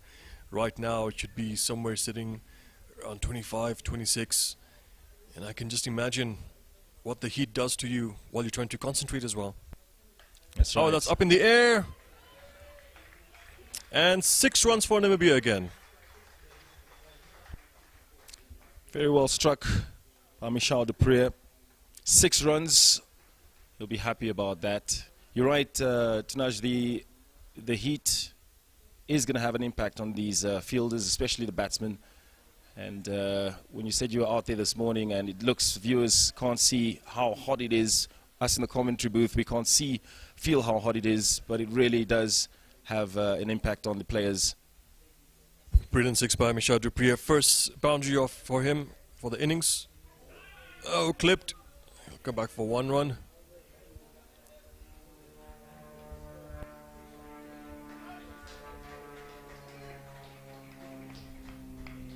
And that completes the 14th over with 6 overs remaining. 85 for 4 for the Namibian Eagles. And the Ugandan Cranes on brilliant form this morning. 6 more overs to go for the Namibian side. Question is, can they get that mark, I think a golden mark that they want of 140, 150 runs? A decent total to post up against Uganda.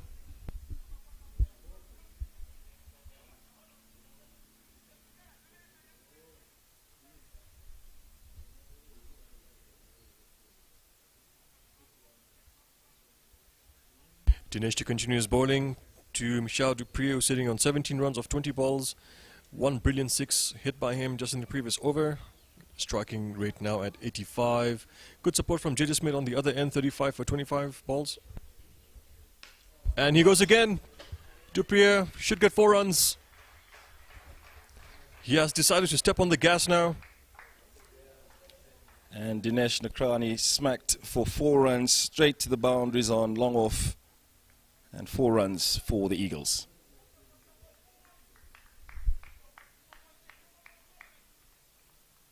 This is good bowling, but also awesome batting by the Namibian team. Dupree is moving up to 21. Very good ball by Nakrani, leaving the batsman no choice but to block it and give a dot ball.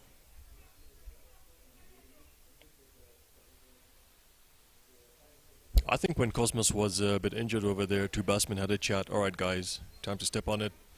Let's get some runs on the board. Let's give these guys a total to think about. Absolutely, and very disappointing for the Cranes.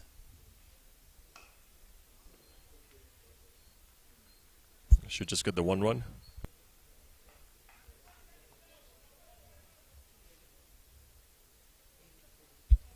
And with less than 6 overs to go, I think this is the type of game that Namibia should now start playing. Keep those singles, keep getting those singles. Since the heat is, since it's quite hot down there, try not to waste too much energy. Just place the ball, get the single. Very well struck by the Eagles. Just 1 run to the tally.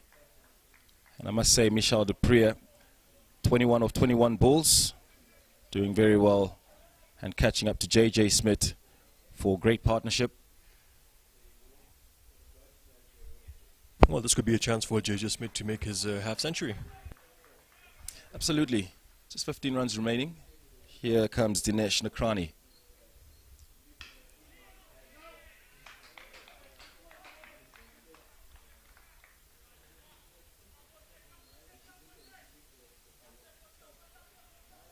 Oh, the body language for the 2 batsmen, the Namibian batsmen, is sort of giving it away. They are looking more aggressive than they were when they first walked in. A lot more confidence. Dupree trying to play the sweep shot. Finishing the 15th over, Namibia 91 for 4. As I said, it's not just a hot day outside, and we see the batsman having a little bit of pressure with the heat, asking for a little bit of a cloth to wipe down his face and just get himself in a position where he can stay focused and put those runs on the scoreboard. It's a beautiful day in Windhoek, and if you're streaming from outside our borders, welcome. This is the Lite Series, where in the next few days Uganda will be going head-to-head with Namibia's Eagles at Wanderers Park in Olympia. Kenneth Waiswa to continue his bowling. On strike, JJ Smith looking in good form. Straight down to long off, should come for 1. Good running between these 2.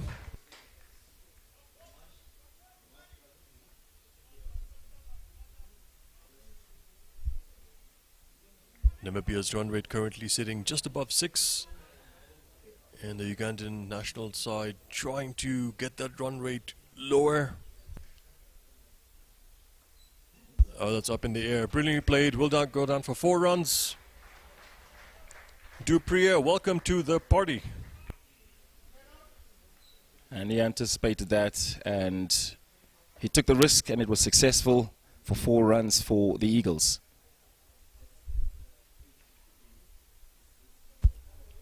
Dupree really opening up his bats. I mean, just 2 overs ago, his strike rate was sitting just above 55, and now he's sitting at 100. 26 runs from 26 balls, 1 4. Apologies, 2 4s and 1 6.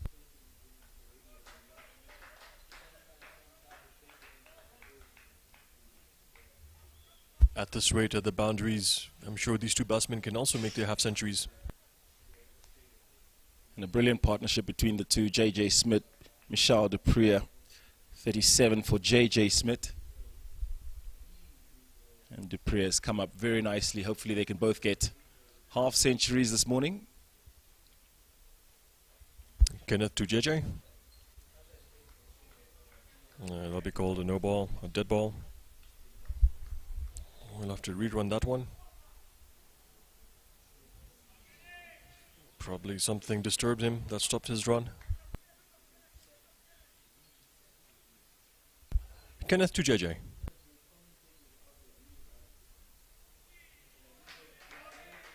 Oh, good ball. Just toeing with the batsman. JJ was looking to sweep it, to whack it right over the covers. It just shows the pace that this youngster is bowling at. He's 22 years old. Didn't stand a chance, J.J. Smith.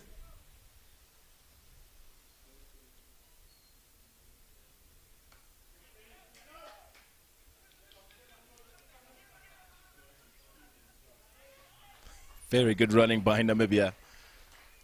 Sneaking in 2 runs.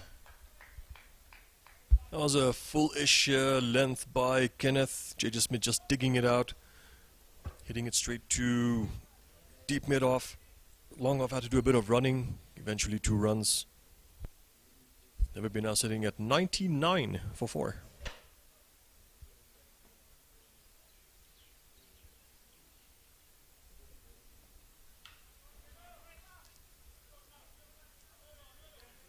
Played just 1 run, ticking away at that scoreboard. And that brings 100 for Namibia for the loss of 4 wickets after 16 overs. 4 more overs to go. And this is where Namibia will be looking up to open up those taps, get those big boundaries. At even 8 runs and over, they can make it to their 135 mark. Absolutely. I think the two of these, J.J. Smith and Michel du Preez, must be happy with how things are going so far. I'm sure there are conversations going on along the lines of, look, there's 4 overs remaining, and this is the time to put up the fire. And I'm sure the rest in the batting order are looking forward to getting onto the pitch and also adding some scores to the board. That's right, only with 4 overs to go. I think this is the time where Namibia, these two batsmen over here, should settle down and, like you said, get those fires running. Well settled in. J.J. Smith 40 runs. Michel du Preez at 27 runs. Keep the partnership going.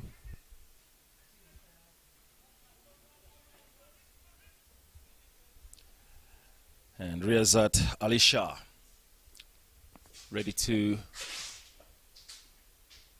deliver.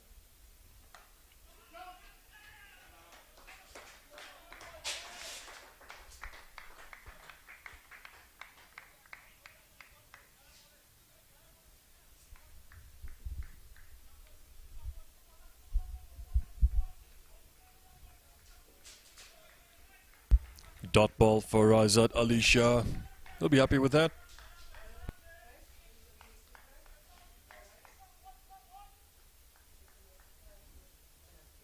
J.J. Smith on strike. What can he pull off here? Ask the umpire, and the umpire gives it. Riyazat Ali Shah cleans up J.J. Smith. J.J. Smith trying to lob the ball right over the keeper, missing it in there at the end. Taking off his off stump. And along with Dinesh Nakrani, I think Ali Shah definitely is one of the standout bowlers so far for the Cranes. Very happy to have taken that wicket, and coming in wearing the number 55 jersey, Carl Birkenstock, whose father was actually playing yesterday for the over 50s Namibia against Zimbabwe. 25-year-old coming in to bat, having a partnership now with Michel du Preez. Carl Birkenstock, new batsman in. JP Kotze, the last batsman to get out just when we thought he was doing quite good. He was quite set in 40 runs of 31 balls. Comes in Razat Ali Shah, knocking over his stumps, his bails. He'll be quite disappointed himself, just 10 runs short of his half century. Namibia 100 for 5.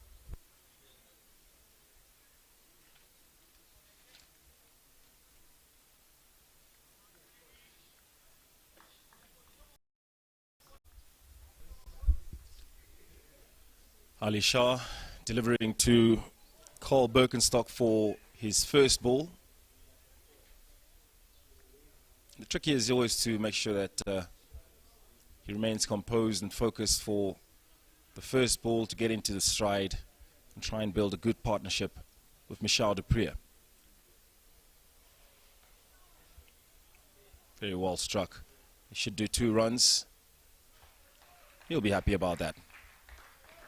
Carl Birkenstock, 2 runs for Ali Shah's delivery.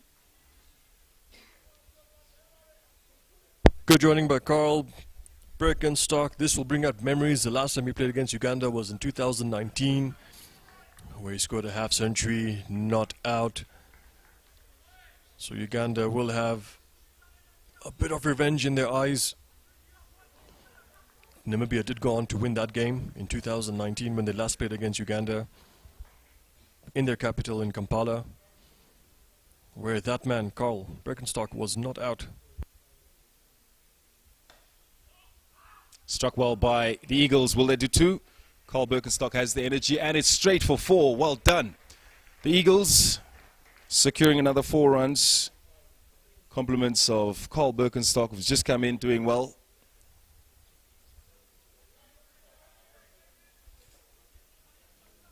I think this was a very good decision by the team to bring in Carl at this time to step up the run rate. Currently Namibia 6.36, 106 for 5 wickets.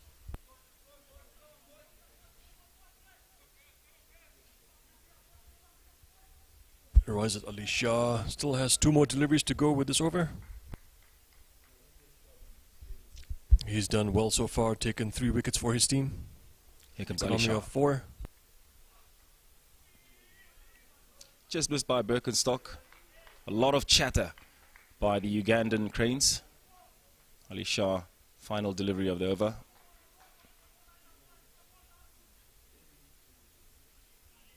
That delivery seems to have got Carl Birkenstock by surprise. Did take a bit of a dip. Good change of pace by Ali Shah. Coming around for his final delivery.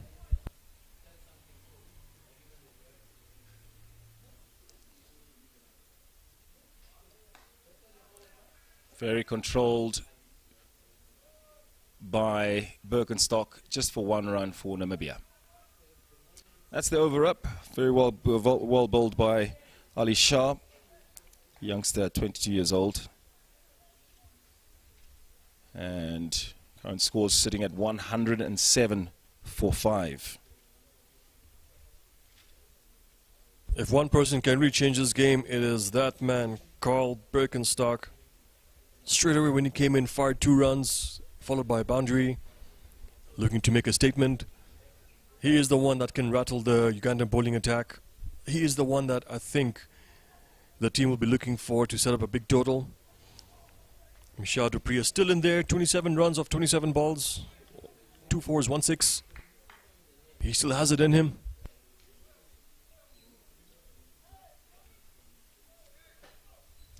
And he's back. Cosmos, he was off for an injury. Seems like he's been treated, and this is great news for the Cranes. Having a youngster come back and offer a few more deliveries, and he looks like he's back in top form. Here comes Cosmos. And struck well by Birkenstock. That's a 4 for Namibia.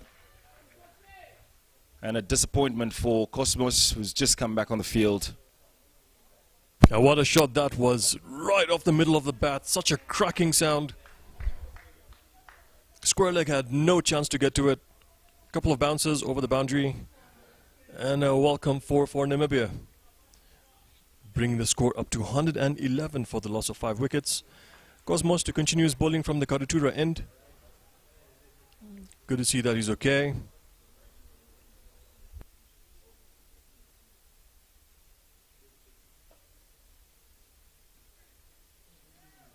Wild ball by Cosmos Kwewuta. Carl just looking back at the umpire, thinking it might be called a wide. Just in the block. Yeah, Cosmos smiling about that. He got lucky.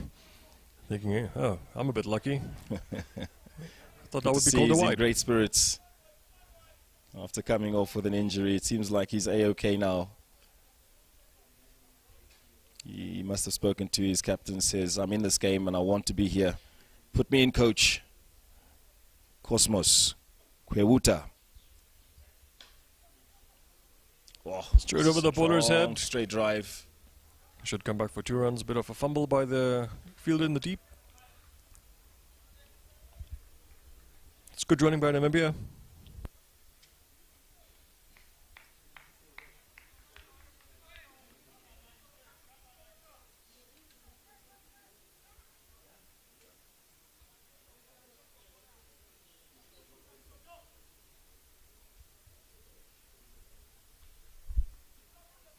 "15 more deliveries left for this innings. Can Namibia take their total to around the 140 mark?"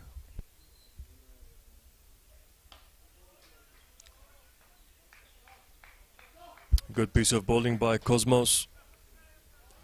Full length dugout by Carl for 1 single run.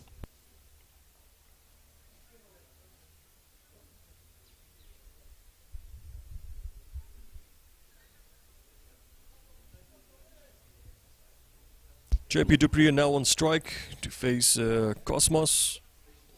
What plans does he have in his head? He knows Namibia scores 114 right now. They need more runs than this. Michel Dupree standing on 27 for 27 balls. And so far doing well. Looking to creep up to that half century. Oof. Bat just stuck onto the ground there for a brief second, just for one. That's a good shot play down to third man. And come for a single. Pushing up that Namibian score. Slowly but surely.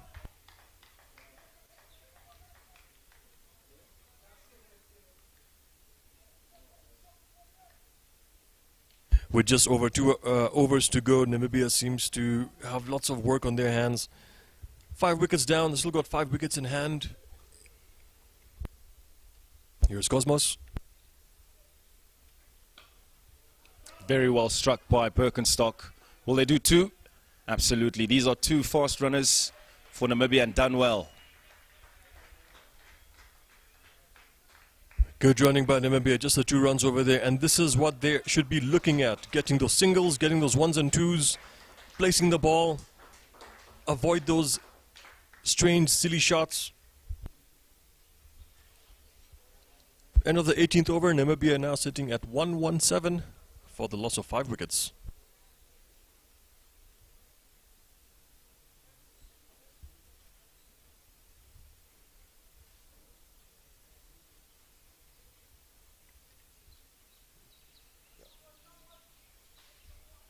Kenneth Waiswa to continue his spell. He'll be bowling from the rear both end. Down to Michel Dupree, currently sitting on 28 runs off 28 balls. Looking to go big.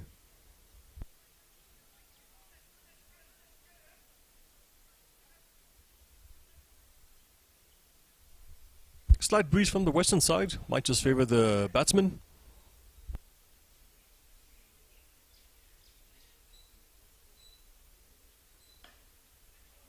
Was up in the air, should land safe. Come back for 1 run. A good running partnership between the 2. Carl Birkenstock starting off very well. He's facing Waiswa now, Kenneth Waiswa.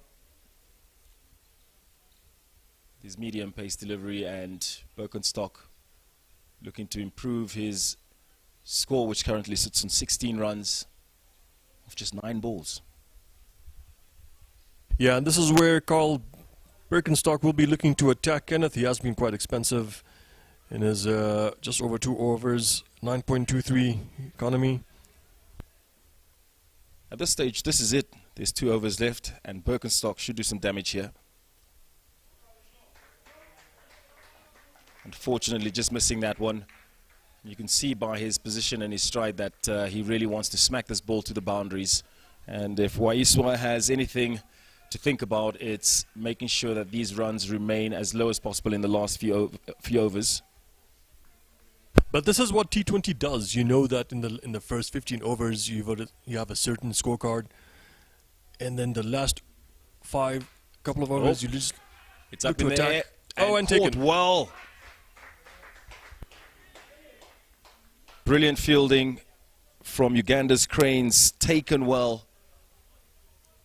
And another wicket falls, and that's Birkenstock taking a walk. And out he goes, replaced by Jan Freilink, the vice-captain, wearing the number 49 shirt, coming in for the last few overs. He's very disappointed, but added some good scores, good runs to the tally. 16-run, Carl Birkenstock is walking. Good catch in the deep covers. A bit of running to do over there, just when we thought, or when Namibia thought Carl Birkenstock will do them a bit of damage. He did come in with his 1-4 and 1-6. Departing for 16 runs of 10 deliveries. With 8 balls to go and 118 runs sitting on the scorecard, what can Namibia do at this time? They need to start hitting big. Or as the saying goes, go big or go home.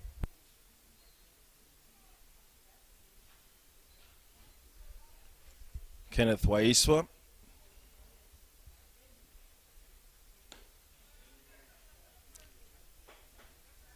Great hit by Michel Dupree.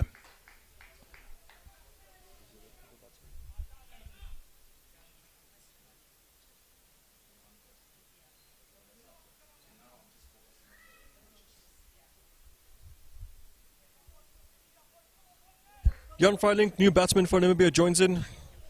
Joins Michel Dupree, who's going quite steady, 30 runs off 30 balls.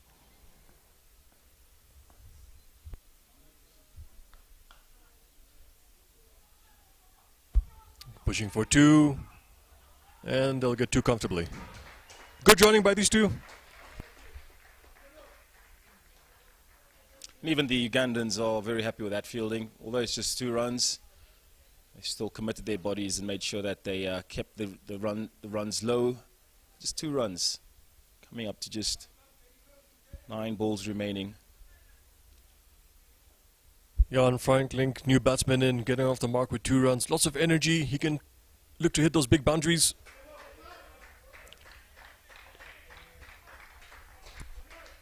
Great bowling by Kenneth Waiswa. And as much as the Namibians wanted to smack that one, Kenneth Waiswa bowling superbly this morning. Manages to evade the bat of the Namibian Eagles. And this is where we sit. After 19 overs, Namibia are 121 runs for the loss of 6 wickets. Carl Birkenstock, just the previous batsman to get out. Brilliant catch in the deep. Coming to the final over at this stage, I'll be handing it over to Nyasha. We'll be taking over last few overs and taking us into the Cranes as they'll be batting and chasing down a score. Raizat Ali Shah has been given the task to bowl the last over for Uganda. Can they restrict Namibia to below the 125 or 130 mark? Oh, sneaky, sneaky, sneaky. Dupree looking to hitting that out of the park. Wicketkeeper just not getting his hand on it. As a result, Namibia stealing that 1 run. Welcome back, Nyasha. How was your break? Well, it's quite nice. There's a lot of good cricket being played by Uganda there. Looks like they've really restricted Namibia to a low total. We're expecting fireworks from the team, but looks like with the way Ali Shah is bowling, the likes of Cosmos, who opened brilliantly, had a bit of a slight niggle halfway down the game there, but it seems he has come back well. That's right. This is a completely different Ugandan team that we saw playing on Saturday. Loss of discipline by Razat Ali Shah. Picked up 3 wickets already for his team. His economy just under 3.8. Was really steaming in there from the Katutura end. Ali Shah. Is that going to be a bye run? Oh, he goes steaming in there. Dupriya, he has the presence of mind. He has really done well for his team. Mika Dupriya, 30 runs just from 31 deliveries. Oh, he really has to keep pushing on and just make sure he doesn't lose his wicket. This is very cheeky running for Namibia. Second ball, second delivery into this over, and they've taken the 1 run just like they did in the previous delivery. I think Ali Shah right now is thinking of how he's going to bowl his Yorker. You can see the field set. It's quite spread out. He's got a sweeper, cow corner, long on. What an amazing shot. Is that going to go for 4? No, it's not. A sweeper cleans it up, brings it back to Ali Shah. Some brilliant bowling. Good presence of mind from the skipper there. He has set his field. And it looks like the bowler is really bowling according to plan. The score moves to 125 for the loss of 6 wickets for the Namibian Eagles. Uganda is pressing on. These are the last 2 balls of the game, and I'm sure Ali Shah is going to look to restrict Namibia to maybe 130. It's up in the air, should land safe. And Dupriya looking to go big to finish off these innings. Just the 1 run. This has been absolutely amazing tight bowling by Uganda. They might still have a bit of work to do in the fields, like we saw in the earlier games when JP Kotse was dropped in the second ball. Yeah, I mean, you can really say that again. I mean, T20 cricket usually comes down to fielding. The better fielding side usually takes the game.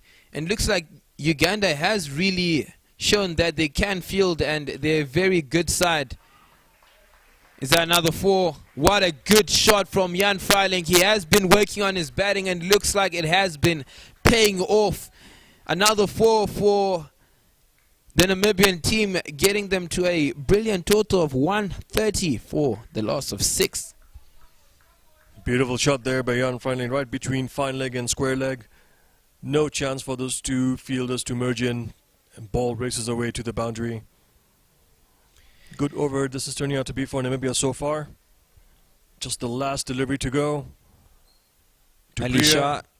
What a brilliant shot. It goes over the top. It's 4 runs. Just 1 bounce. Goes cannoning into the side screen there. The vice captain of Namibia finishes in style. That was a brilliant shot from Jan Freiling. That was a good over that Namibia was looking for, bringing up the total to 134 for 6. Bit of a shaky start. Namibia did come back with the good partnerships of J.J. Smith, good support from Carl Breckenstock, and at the end, Shah Dupriya finishing at 33 runs from 33 balls, 2 fours, 1 6. Jan Freiling, good strike rate, 210 runs off 5 balls with the 2 boundaries. I mean, you can say that again. It has been a wonderful game. This is a wonderful beginning to the second Castle Lite T20 game. It's Uganda up against the Eagles. The and the Eagles are going head to head here at Wanderers with Duffelbat. Cricket Namibia, who has made this possible, and definitely our big sponsor, Castle Lite. It is incredible seeing cricket being played, considering we've just had tough times, the world pandemic, Corona. But cricket will continue in Namibia, and would like to thank the viewers. Would like you to send your comments, click on the subscription button, and stay tuned. Tanuj, you were at the pitch report early this morning. Tell me, is this what you expected for a first innings for Namibia? How to say, Nyasha, when I was over there earlier on, we did see the covers taken off the pitch around 7 o'clock this morning. Was drying up, few cracks towards the rear both end. And yeah, while I was out there, around like, what was it, like 9 o'clock in the morning, temperature was sitting like around 23 degrees. And it was quite hot. Temperatures, I think, right now sitting at 26. But that wicket seems to be playing more advantage towards the spinners. But now that the temperature have risen up, seems like second half might just favor the pacers. Yeah, definitely can say that again. I think it's going to maybe continue in the same fashion it started.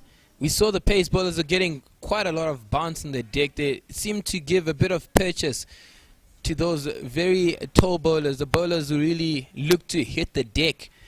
As we saw early on, we lost JP Courts' wicket with a short delivery. It's something to look at, and I'm sure the analysts for Uganda are going to be looking to those small things, and they'll be communicating to their batsmen in what to expect from the wicket. That's right. Namibia did get off to a slow start. First 10 overs, run rate sitting just below 5. But then afterwards, the last 10 overs, they did pick up a little bit. If we just look into the statistics of the game, it looked like each time Namibia started scoring high, or maybe should we say at a run rate of about 5 runs and over, they seem to lose a wicket, which is not what you want, especially coming into your second game up against a big fish like the Ugandan Cranes. And thanks to JJ, I should say. JJ really came and he upped the run rate. That was a very beautiful partnership between him and the young Miko Dupree. He really did brilliantly for his team. And I think as a new player, I'm sure the coach has seen the potential in the young man, and they might be using him in a different role. Yeah, Namibia will be very happy with JP Kotze. Dupree did start off a bit slow, but then a few boundaries got him up to the required strike rate that he should be hitting for these T20s. At the end, Namibia muscling to 134 for 6, Uganda needing 135 runs in 120 balls. Just looking at the names, the big batting names in the Uganda team there. I mean, last game we had Rizat Ali Shah doing the business, and we've got Danish Nakran, the captain Arnold Otwani. He seemed to really perform quite well, opening the batting for the Ugandan team, and I'm sure they're going to look to maybe get this game to start a bit fiery, so they can start with a very good run rate, make use of the power play, which is the first 6 overs. It's really interesting. The drama continues, and would really like to thank our viewers coming in their numbers to our Facebook page. Don't forget to click on that subscription button and stay tuned. Send us what you think about the game. The predictions. We need your predictions. What do you think this game is going to end? Is it going to be the the Cranes taking it home, or is it going to be Namibia?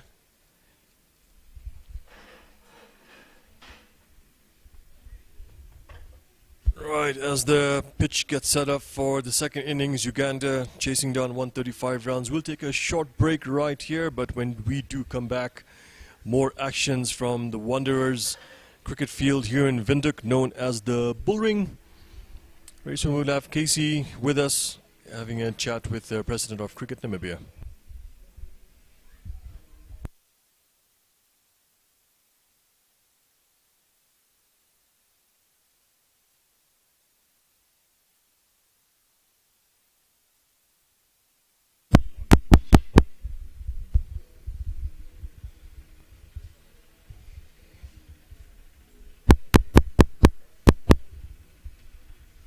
All right, so we are here during this innings break, and I am chatting to the CEO of Cricket Namibia, Mr. Johan Muller. Welcome, Johan. Casey, thank you. It's great to be with you guys. It's great to have you. Now, Johan, first of all, I just wanted to get in a little bit into the production that is going on here. What does it take to put a production like this together to get viewers as far as India watching us and seeing us also on TV, on TV2? Yes, Casey, it is quite a manpower behind the scenes that people don't know about, and that's exactly how we want to keep it. But it is quite a significant day for Namibia in the sense that for the last 3 or so games since we had our T20 competition, we've been broadcasting live to India, to the subcontinent, but also live on NBC, which is our local broadcasting committee, and they also on DSTV, which means that viewers now in Africa, viewers in South Africa, and also our Namibian viewers can have access to all live content of cricket. So that's quite a significant achievement. Absolutely, Johan. And then also, I mean, thinking about the fact that we are currently having these pandemic issues that are going on, but Cricket Namibia has gone so far as to make sure that, you know, protocols are in place insofar as the games are concerned. We've got bio bubbles. Tell us a bit more about that. Yeah, world has changed, Casey. That's for sure. The whole concept about isolating your players in a certain bubble, the same with the Ugandan players, that also adds up to your umpires. Every country has got the right to decide on what type of bio bubble they're going to implement, if approved and confirmed with the host that they'll be hosting. But it is quite a lot of work behind the scenes, in the sense that everyone has to be in the same hotel. You have to sanitize everything in the morning, your buses, the change rooms, the chairs the guys sit on. You have to isolate the players. There are no contact with anyone around the field. We did manage to get some people to watch the game live through the fact that we arranged some viewer areas in the form of a beer garden and a restaurant. So at least people can have some access to the game, which is an accomplishment. Absolutely. Now, Johan, obviously the big vision is, of course, the World Cup, the T20 World Cup that Namibia is gearing forwards to, and obviously these games also help us, put us in good stead for preparation and that sort of thing. Is there anything else coming up for Cricket Namibia that we can look forward to as fans, where we can watch some more cricket before the World Cup happens? There's actually quite a lot of cricket coming in, which we're very, very proud of. We've got the South African Invitational side. They also being called the Emerging Proteas. We're still waiting on confirmation exactly what that name is. They're coming the 21st of April. They're going to play 3 T20s against us, then also 350 over contests. Then it looks like we are confirming with Nepal that we'll be playing an international tournament in Nepal the middle of May till the end of May. And then we've got possibly some ICC schedules, which will be confirmed the 6th of May, that we are travelling to Scotland to play our first Lite Series triangular in Scotland. Then we've got the Titans coming in August, and we're hosting UAE and Oman in September, and then we're off to the World Cup, so it's quite a full year. It seems like it's going to be quite a busy year, Johan. But anyway, thank you so much for all that you've done for cricket, and hopefully the cricket continues to grow from strength to strength. And obviously we can follow the cricket on the Cricket Namibia homepage on Facebook, and I see we had like almost 10,000 viewers over the weekend, and that is still growing. So very much thanks to you and the people working hard behind the scenes to make sure that this happens. Thank you, Casey. It takes quite a big team, and I want to thank my team behind the scenes that has put all of that in place. So thank you, guys. All right, so that is Johan Muller, the CEO of Cricket Namibia, and we are, of course, at the Castle Lite Series, where the Ugandan Cranes are playing against Namibia. So much has happened in the first patch of play. Now the Ugandans will be coming into bat, the Namibians will be fielding. Back to our commentary team with Nyasha as well as Tanuj.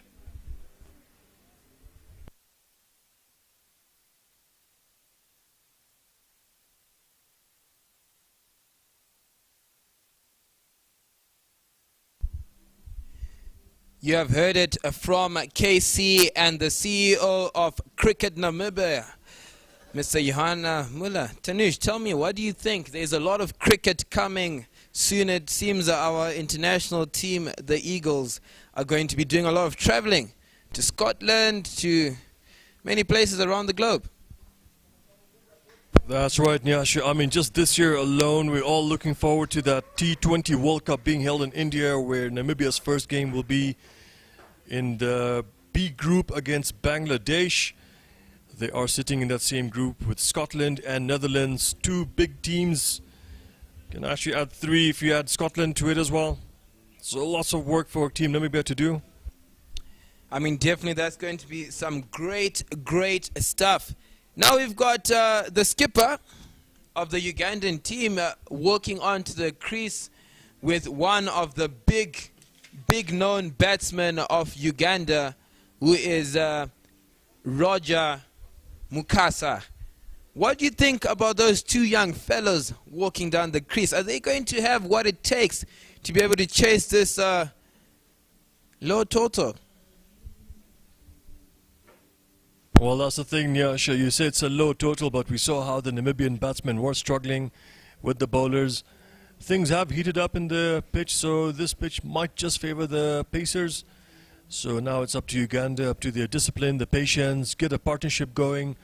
You mentioned Roger Mukasa, 7 matches he's played so far with 89 runs, strike rate just above 70, but good support from his skipper Arnold Otwani. 8 matches, 136 runs, strike rate just below 110, 44 being his highest score.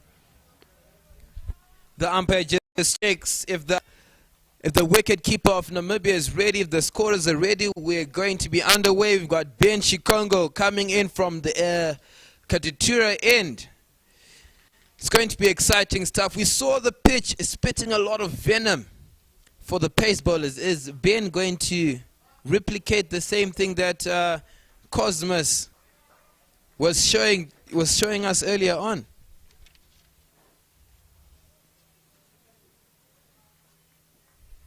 Cosmos along with his Pierre Razat Ali Shah, brilliant bowling between those two. I'm sure those two had so much fun out there.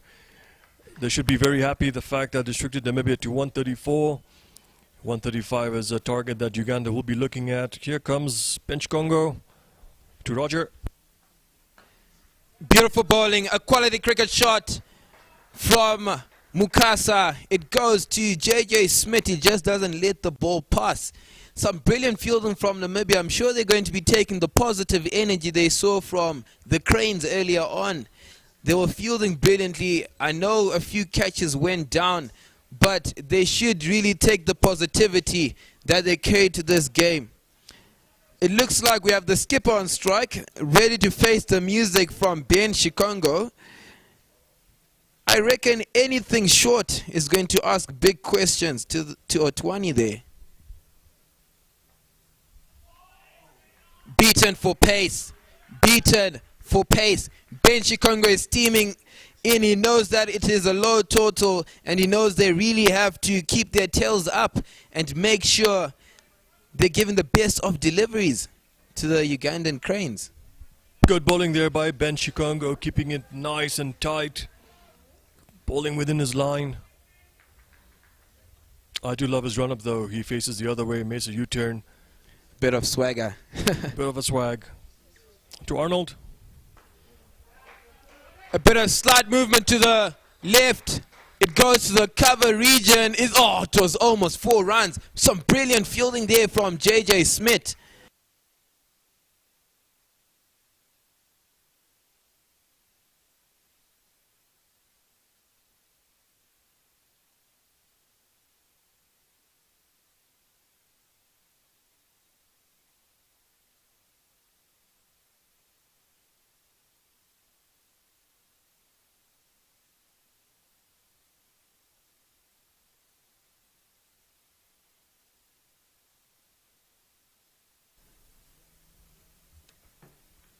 Is that an edge? Is that gone? What a wicket. Namibia does it. It is the first over and the Cranes have lost their skipper. What a brilliant delivery from Ben Shikongo. Brilliant catch by J.P. Kotzer as well. That ball was coming in fast, tipping in quite low. Got his gloves just underneath it. Good catch. First wicket for Ben Shikongo and first blood for Namibia. Uganda now 3 for the loss of 1 wicket. It looked like that one just came back a bit. It took a bit off the pitch. He walks down. I mean, walking down to such music. Well, tell me, Tanuj, if you're to describe Ben Shikongo's bowling, what kind of music would it be? Rock? Sweet jazz? I would stick with swag because I absolutely love his run-up. He starts walking towards the other end, makes a casual 180, does his run-up, and delivers with such pace. So I'll stick with swag. Well, you've heard it. Ben Shikongo has taken the first wicket for Namibia. Looks like we have a new partnership already just after 5 deliveries. Just looking at the replay, he really loved it. JP Kotzer really loved that one. It came back slightly, and looks like Otwani was not prepared for that one. JP Kotzer definitely happy with that catch. I mean, considering the Namibian innings, JP Kotzer was almost caught on the second ball. Was given a lifeline. The skipper of Uganda on the 20. He leaves the podium. Coming on next is Saudi Islam. He has been brought in as the change for Uganda today. He took a few brilliant catches early on this morning. And I'm sure Uganda is going to hope for a few big shots from him. Solid as you like. He is a brick wall. But how brilliant was that delivery from Ben Chikongo, finishing his first over, just giving away 3 runs, taking 1 wicket. This is the kind of start that Namibia will be looking for, and not the start that Uganda was looking out for. You know, Tanuj, did you actually realize that this is the same total that Uganda set in the first game? They did set 134, and Namibia chased it quite comfortably for 7 wickets. That's right. Now that you mention it, just the teams have reversed. It looks like Uganda has a shot at the 134 mark. Coming in next is Jan Freiling, one of our top-class bowlers. He did finish brilliantly for the Namibian team, scoring a boundary there on the last ball, hitting a cracker of a straight drive. Now he's going to be hoping to take as many wickets as possible for his skipper. I mean, he does enjoy the game. We really do enjoy watching him. He's known to swing the ball both ways. Very consistent, Mr. Consistent for the Eagles. He's coming in from the rear path end. There goes Jan's first delivery. What a ball by Jan Freiling. And like you said, Nyash, Mr. Dependable he is. He's taken 16 wickets in his T20 career. Lots of potential, this young man. I mean, if you want consistency, if you want the caliber of bowling that we have seen in Australia with Glenn McGrath, you have to turn to Jan. Jan with the second delivery. What a brilliant line. I mean, that's the line we've been talking about all day. If you can consistently hit that mark, you're going to force the batsman to maybe try and hit you over the top, which at this stage of the game is quite risky. And I'm sure Mukasa is going to be thinking of maybe exploring the straight boundary, or maybe just trying to use his other options. Behind there, there's no fine leg or third man. Maybe turn to the Gerard Erasmus show. It's a big shot. Up in the air. A bit of spin on the ball. They're going to go for 2. Mika Dupree there at sweeper collects it. Looks like Jan Freiling knows where the ball is going to go. That was a brilliant piece of thinking, putting Mika Dupree there at sweeper. It's almost, it almost looks like they knew that Mukasa was going to maybe turn to that option. Got him! Bowled him! He does it again! Mr. Incredible! It's Jan Freiling. He grabs another wicket. It looks like Uganda 3 runs for the loss of 2 wickets. These are 2 big fish that have just left the podium. Just look at it again. I think that was the one that comes back, just rattling the furniture behind the Mukasa there. Oh, that is an incredible wicket for Namibia. Definitely Roger Mukasa not happy with his shot selection. Not really sure what he was thinking there. Totally missing the ball. Getting the middle stump. Big blow to Uganda. First wicket taken by Ben Chikongo in the first over. Second wicket coming in the second over. Jan Freiling, good piece of bowling. Namibia seems to be getting command of this game right now. I mean, just looking at that replay, it looks like Mukasa was playing across the line. That's what you don't want to be seeing as a captain. I mean, he has to really try and play straight. And looks like he was just a bit unlucky. If he was slightly earlier on that shot, we might have seen a very big 6 and the straight boundary towards Rehoboth there.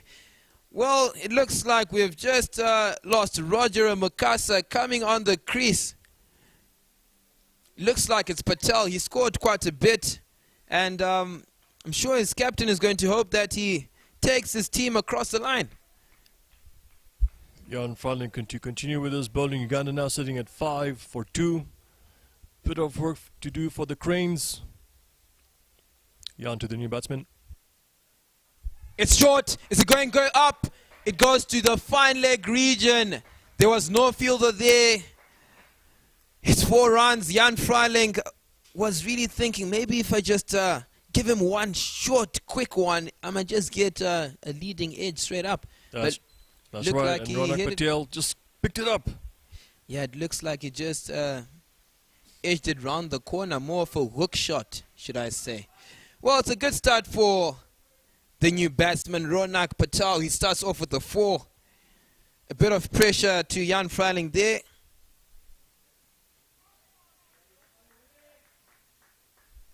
That boundary was also the first boundary for Uganda. Now bring up the total 9 runs for 2 wickets after 3 overs.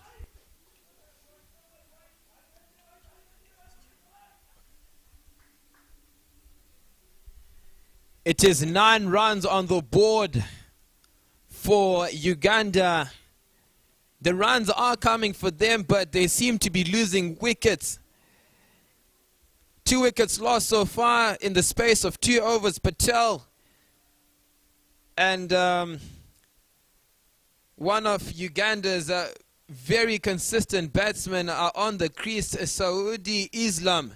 He is known to score quite a bit for Uganda, and I'm sure they're going to be expecting fireworks from him today to get them past the line. There goes Ben Chikongo. As straight as you like. Ben is hitting the mark. He's bowling quite straight there, which is what you want on such a wicket. It's an up and down wicket, as we saw earlier on. It was popping and it was just giving enough pitches for the pace bowlers. That's right. The cracks in the pitch are towards the rear both ends. So, and with Ben Chikongo coming from the Tv2A and might just favor him. Using all his pace that he can. Ben Chikongo to South. Leading edge. Is that gone? Oh, just drops short of the fielder. Nicole Lofty-Eaton with a direct hit. It looks like the Namibians are fired up.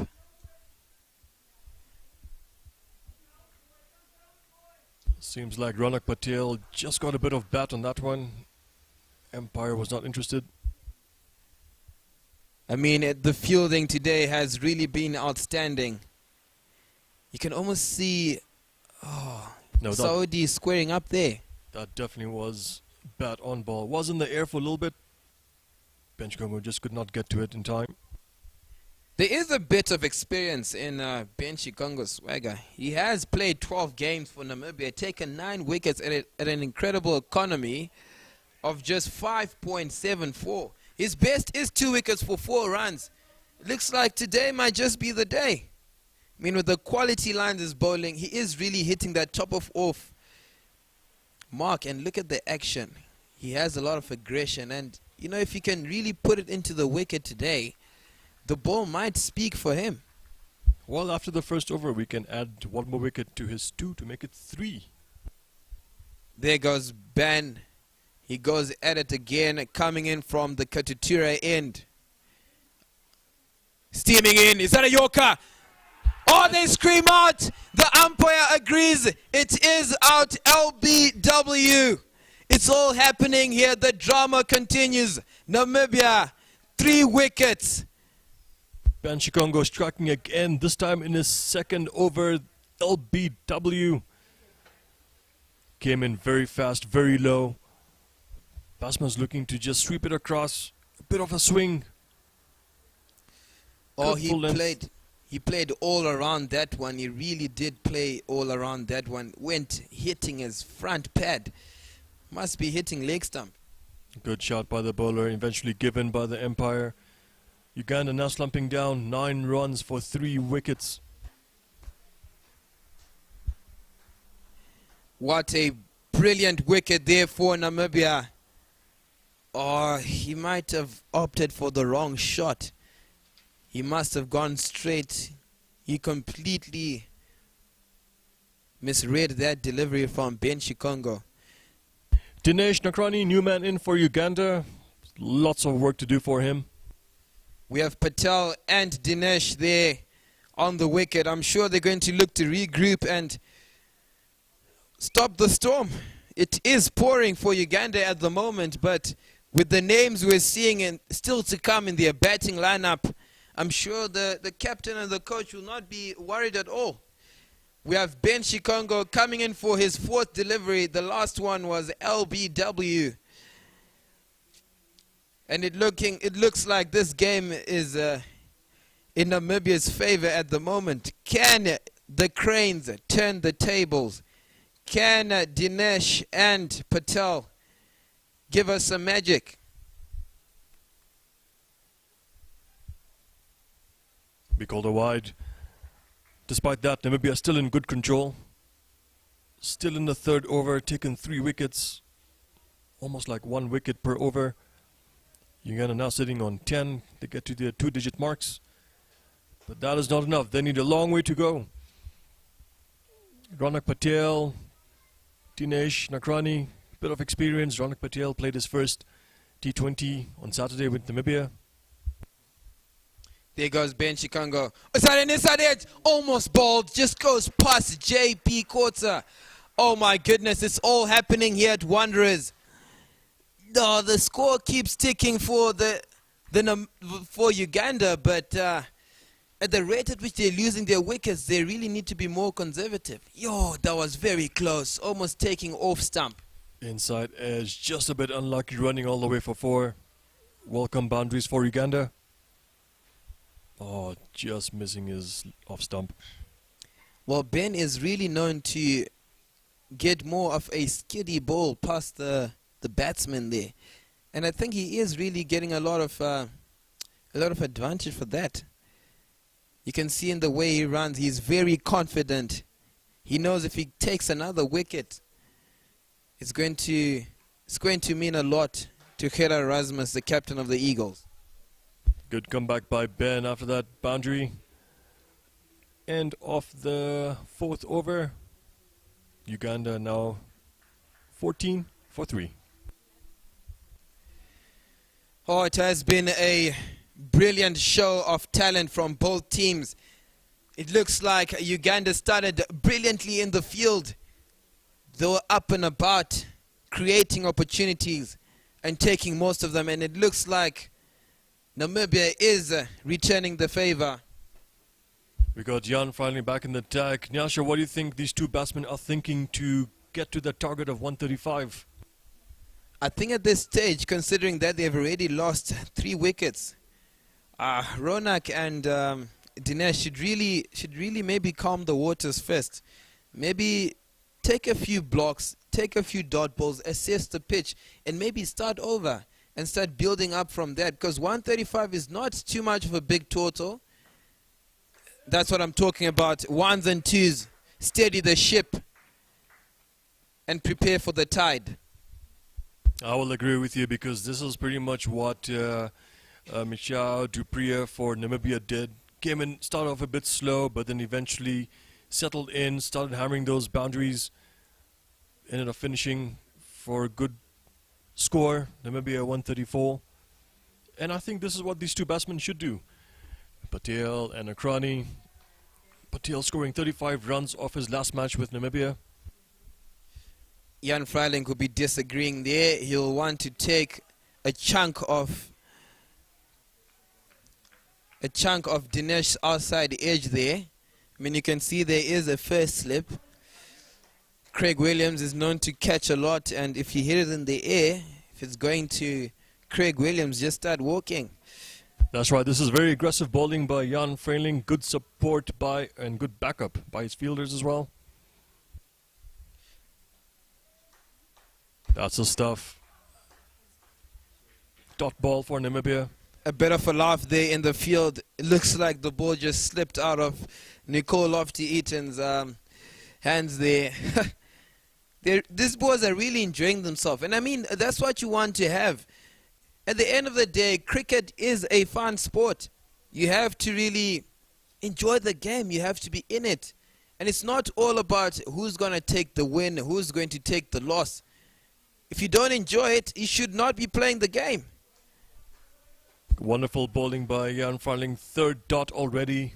this is the kind of start that Namibia were looking for. Uganda seems to have a bit of work to do.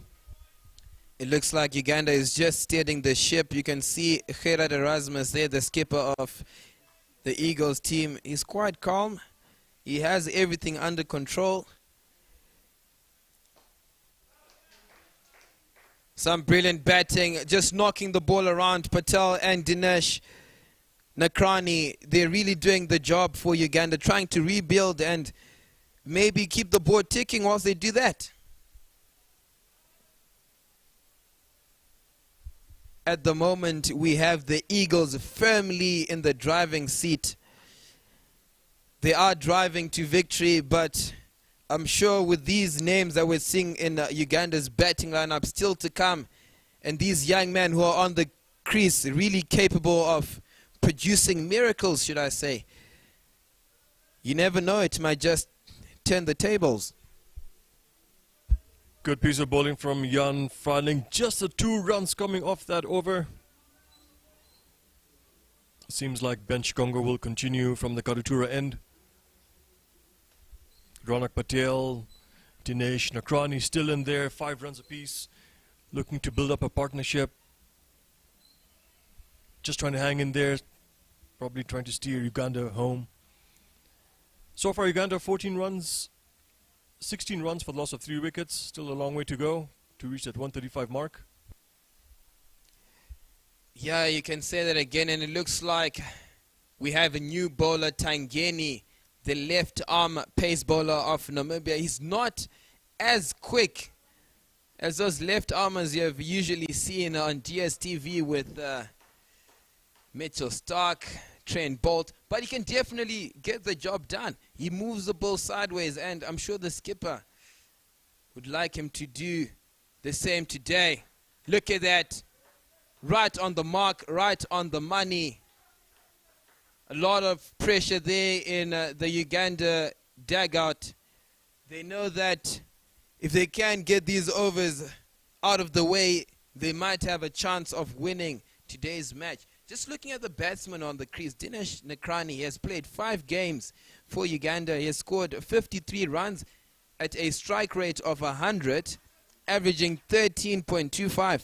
He still has a lot of batting to do. He still has a lot to prove to the international scene. But I'm sure today might be a very great day for him. On the other end, we've got Ronak Patel. He scored quite brilliantly the last game. He has his highest score at 35. He has played just 1 game with a score of 35. It's brilliant to see these top-class batsmen on the crease for Uganda at this moment, and I'm sure they have the ability to take their team across the line. They definitely do, but then also they just have got so much pressure on them. First 3 batsmen of Uganda going at 3, 2, and then a duck. So all the pressure does sit on Ronak Patel and Dinesh Nakrani to steer their team home. But then back on Tangeni, he really knows how to use his pitch. Is that a leading edge? Is that straight up? It's caught. It is Nicole. He was the debutant in the first game of this series. But with the way he's been staying in action, it looks like he has already played 50 games with that very calm catch. Brilliant bowling by Tangeni. If the batsman left it, he would have gone for a wide, but just teasing him on. The ball is grabbing into the pitch. I mean, we saw it earlier on. Many of the Namibian batsmen were squaring up. They were playing a bit too early. You saw with the way Craig Williams lost his wicket early on there. It seems it's almost in the same fashion. Dinesh has just lost his wicket. A leading edge. You have to really be waiting for the ball on this wicket. Dinesh Nakrani now walking out. Oh, just look at that. Gets his timing totally wrong. Ball flies in the air. At the end of the day, easy catch for Nicole. Hanging on to it. And the celebrations begin. I mean, on such wickets, you have to really look to play straight. Just look at Tangeni's run-up. He has one of the most smoothest run-ups in this country. Oh, he's just leading edge straight to Nicole. I mean, he has safe hands. You hit it towards his side. Don't expect a runner. Don't expect him to drop a catch. Tangeni, the third bowler used by Namibia, also picking up a wicket, has 2 more deliveries to go in his over. Uganda now sitting at 16 runs for the loss of 4 wickets. Namibia well in control. Uganda going down the slumps a little bit. It looks like in there. It looks like we have a new batsman, Kenneth Waiswa, wearing the number 8 jersey. He has played 4 games for the Ugandan team in T20 cricket. He has scored 60 runs at an average of 20 at a strike rate of 127. His highest score is 39, so he definitely has the potential to finish off this game. He starts well. He knows, I think he has been learning from some of the mistakes that have been done by his fellow batsmen. He comes in and is playing straight away. I think that's the chat that he had with Ronak Patel when he walked into the crease.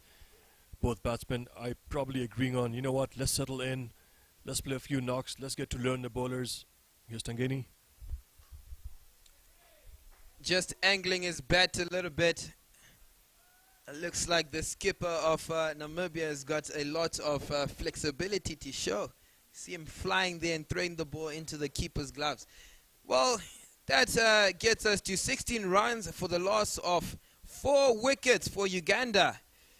The Namibians firmly in the driving seat. They're really steering this ship to victory, but I'm sure Uganda is going to look to oppose that picture that I'm depicting, and maybe they might look to opt to stay in and maybe take advantage of Craig Williams, who's the next bowler. They definitely have to, because after Ronak Patel and Kenneth Waiswa, you only have the batting of Raizat Ali Shah that comes in. So Uganda is riding a lot on these 2 batsmen. And the biggest question is right now is, can they get to that 135 mark? It's still a bit early to tell. Only 5 overs gone. Craig Williams to bowl next. Craig Williams, just looking into his bowling stats. It looks like he has played 93 games. He has a lot of experience for Namibia. He has taken 42 wickets at an economy of 7.57. It's not too bad, definitely. And it looks like his best is 349. He's going to look to take as many wickets as possible today to maybe seal the series for Namibia. That's right, and also during the coin toss, as the skipper said, that this pitch might just favor the spinners.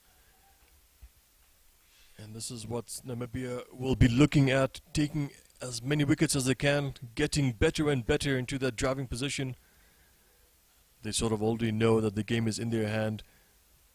But as we mentioned earlier, it's a bit early to tell. Ugandan batsmen still settling in. He bowls it in short. He's really trying to keep those wickets falling for Uganda.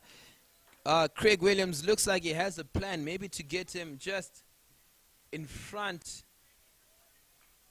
of point there. Maybe just get him to get a leading edge. He knows that the pitch is slowing down. So when you bowl it slightly shorter, the speed of the ball is exaggerated.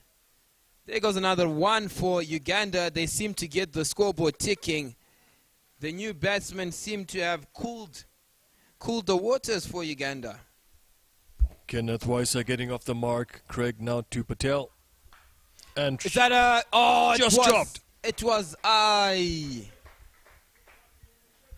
up.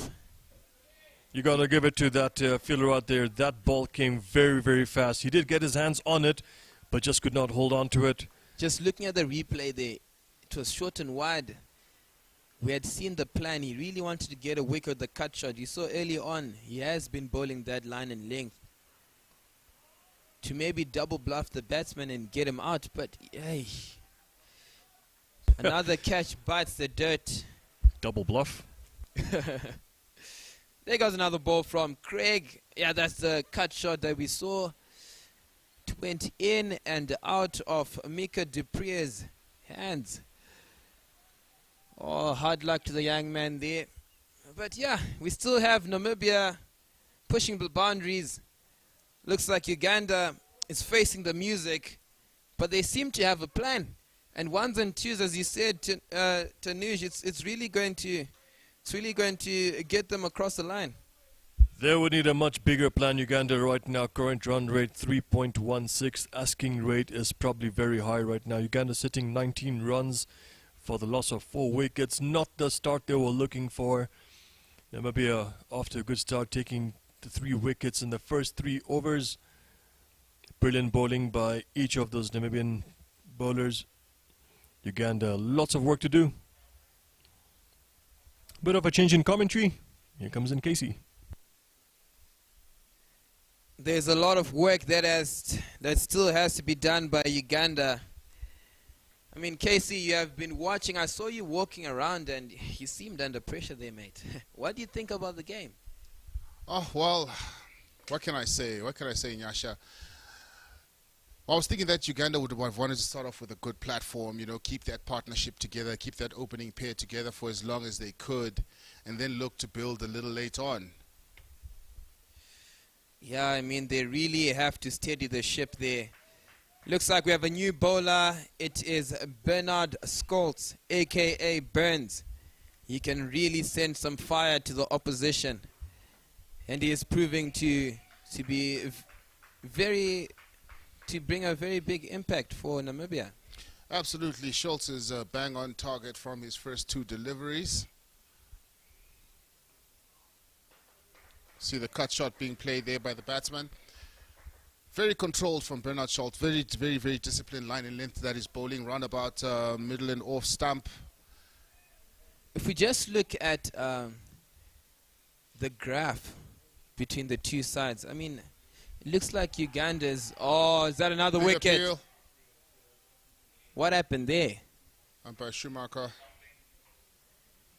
It looks like they're going to review that one for a stumping. It has been sent upstairs. To the third umpire. That was a very quick stumping there from JP Quarter. Just a replay. Bernard Scholz. Foot is fine, so it's a legal delivery. Big appeal there. It looks like they're going to maybe use the other angle. There's the best angle. Kenneth plays. Foot comes outside, goes back safely in. I think he should be in there. Yeah, it looks like he has his boot behind the line. Just take it back again. He goes across the stumps a bit to cover the line. Swings his CA bat. Misses the ball completely. And he's on the line right now. He just gets back. Gets back. Safe as houses there, Nyasha. Well, the third umpire has announced it is not out. Beautiful keeping, though, by JP Quarter. You just can't miss him in the action. And looks like Bernard Scholz is proving to be very difficult to face on this wicket. Absolutely, boiling a very disciplined line. Now, Nyasha, you were talking about the graph, and we see that the Cranes are well under the Namibian graph at the moment. Yeah, definitely. At this stage of the game, we had Namibia around their 35, 36 runs. And it looks like Uganda is struggling just a bit. I mean, the way they've been losing wickets is what has really put a big impact. And you look at the fall of wicket, it's not impressive for Uganda, but I'm sure they can pull back. Oh, that's not a good option. Walking across the crease for Bernard Scholz. If that ball goes hitting his pad, he's going to ask a lot of big questions to our umpires. Oh. Looking at that line again from, he's getting a bit of turn. Schultz is off the deck. Yeah, slight bit of turn. Yeah, definitely. I mean, we heard from Tanuj that it's going to be a spinner's paradise. Looking at a few cracks down the wicket there, definitely Bernard Scholz. With this talent, I'm sure he will take a couple. Absolutely, Nyasha. Bernard Scholz is looking to peg them in and perhaps take a scalp or two. The Ugandans must be scratching their heads. I mean, they built off quite a solid foundation there. We thought 135, not much to get but it seems like things fall apart. Yeah, definitely. The more you lose wickets, it does really affect the way you're going to score runs. You know, at this stage of the game, I'm thinking Namibia is thinking, you know what, let's keep everything going. It seems everything is going according to plan. They've introduced a new bowler, Carl Birkenstock. We saw a bit of his batting earlier on. A couple of big sixes that really got everything fired up. Absolutely, Nyasha, and currently we've got Kenneth Waiswa at the crease. He's got 1 run off 9 balls, and we've also got Ronak in there with 8 runs off 9 balls, and Birkenstock coming in for his first delivery. Oh, he starts just wide outside leg, just loosening up there. I mean, he has to be tight after that batting expedition. Absolutely, much will be expected with the ball. But what is your opinion? Opinion is divided whether he's more of a batting all-rounder or a bowling all-rounder. Well, I mean, he does both traits quite well. He has a lot of talent, no doubt about that. But personally, I just really enjoy seeing him with the bat, playing those reverse sweeps, those pull shots. I mean, we saw one of them earlier on today. He can really send big waves with the bat. But the bowling, he does take wickets. He has been taking a couple of wickets in club cricket, but I would have him as a batsman.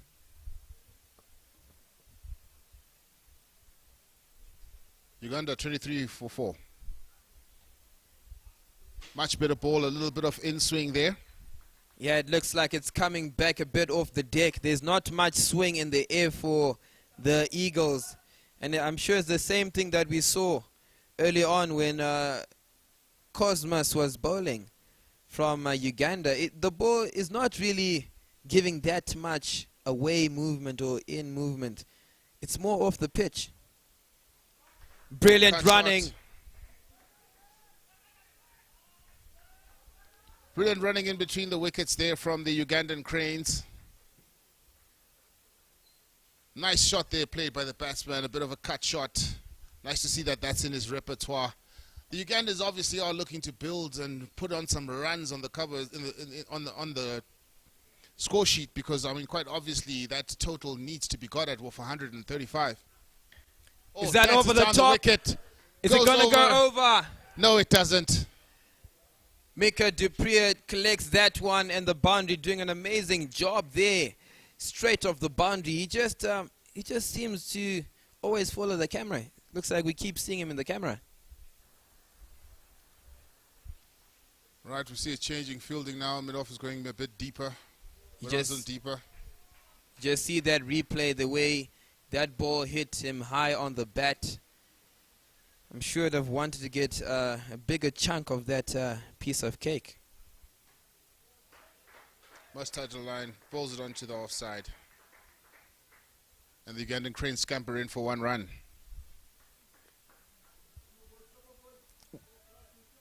Looking at the weather, we're sitting at 29 degrees, and it looks like we might be expecting rain later on. There's a bit of cloud cover that is just come here at Pioneers Park. The winds are raising, the speed of the ball. Cut shot is getting hit to the boundary, and the bat of one of the top class batsmen, Mr. Kenneth Waiswa, has spoken. That CA bat has sent the ball screaming to the boundary. A bit of an edge, but I mean, Uganda at this stage of the game will be taking any form of runs. Absolutely, Nyasha. At first off, I thought it was a late cut. Now I'm not too sure if the batsman knew too much about that one. I mean, right now, if I was one of the Cranes batsmen, I would say that's according to plan. Big, thick outside the edge. JP Quarter had no chance there. The ball goes screaming to the boundary. Looks like the score sits on 30 runs for the loss of 4 wickets for Uganda. The Cranes, Namibia defending 135, and they've got Bernard Scholz, a.k.a. Burns, coming in from the Katutura end. Absolutely, Nyasha. Here's Bernard Scholz. It is a flick shot from Patel. The board is still ticking for Uganda. They've not lost hope. They still know that they're in this game and they can easily turn the tables for Uganda. Waiswa on strike. He has to be rotating strike here. He really has to be rotating strike. The more they can get those singles in, those twos in, it's going to be very good for Uganda. Now we've seen Namibia employing a slip because they're thinking something might go aerial in that region. Namibia looking to attack, see if they can get more wickets. So far they've only gotten 4. They won a 5th. I mean, left arm off spin, you really have to take. Sweep shots. Is that a big shot? Goes aerial. Oh, yes, KC. Yes, yes, yes, Uganda. They send the ball flying into the Richelieu tents there. Some incredible batting from the youngster. We always knew that with Waiswa on the wicket, tables can turn, and it looks like if he can give us a few more of those big blows, he might get Uganda back in the driver's seat. The score moves to 37 runs for the loss of 4 wickets. I mean, just look at that replay. He goes, stretches wide. I mean, CA bats are known to really hit big sixes, and Kenneth Waiswa is proving to have what it takes. Absolutely. A bit of information on Kenneth Waiswa after this delivery. Well bowled and well negotiated there.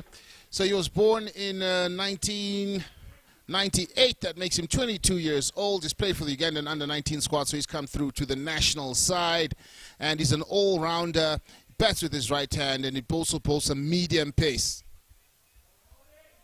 And it looks like he has played for Uganda's under-19 side. They have really been working on the development of cricket at that side of the continent. And I mean, I should say I'm really impressed with the cricket that Uganda has brought to Namibia. They really have a lot about them, a lot of fire. You can see with their kit. They're really blazing hot. In the field early on this morning, they really proved to have the potential to be a world beater. Nothing but potential, Nyasha, and I see that he's only played 4 2020 internationals. He debuted against Qatar in Doha on the 12th of February in 2020, and then obviously he came down here to Namibia and is part of the squad of the Ugandan Cranes, taking on Namibia in this Castle Lite Series. And speaking of the Castle Lite Series, welcome if you're just joining us, all the viewers that are watching us on Cricket Namibia's homepage as well as on TV2. And thank you to one of our sponsors, Dafabet, that made it possible for us to be live in India as they are also enjoying the game on the continent.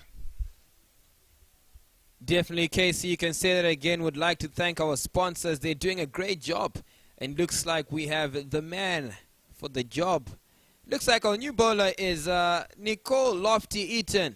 He took a couple of wickets in the last game. His debut was brilliant.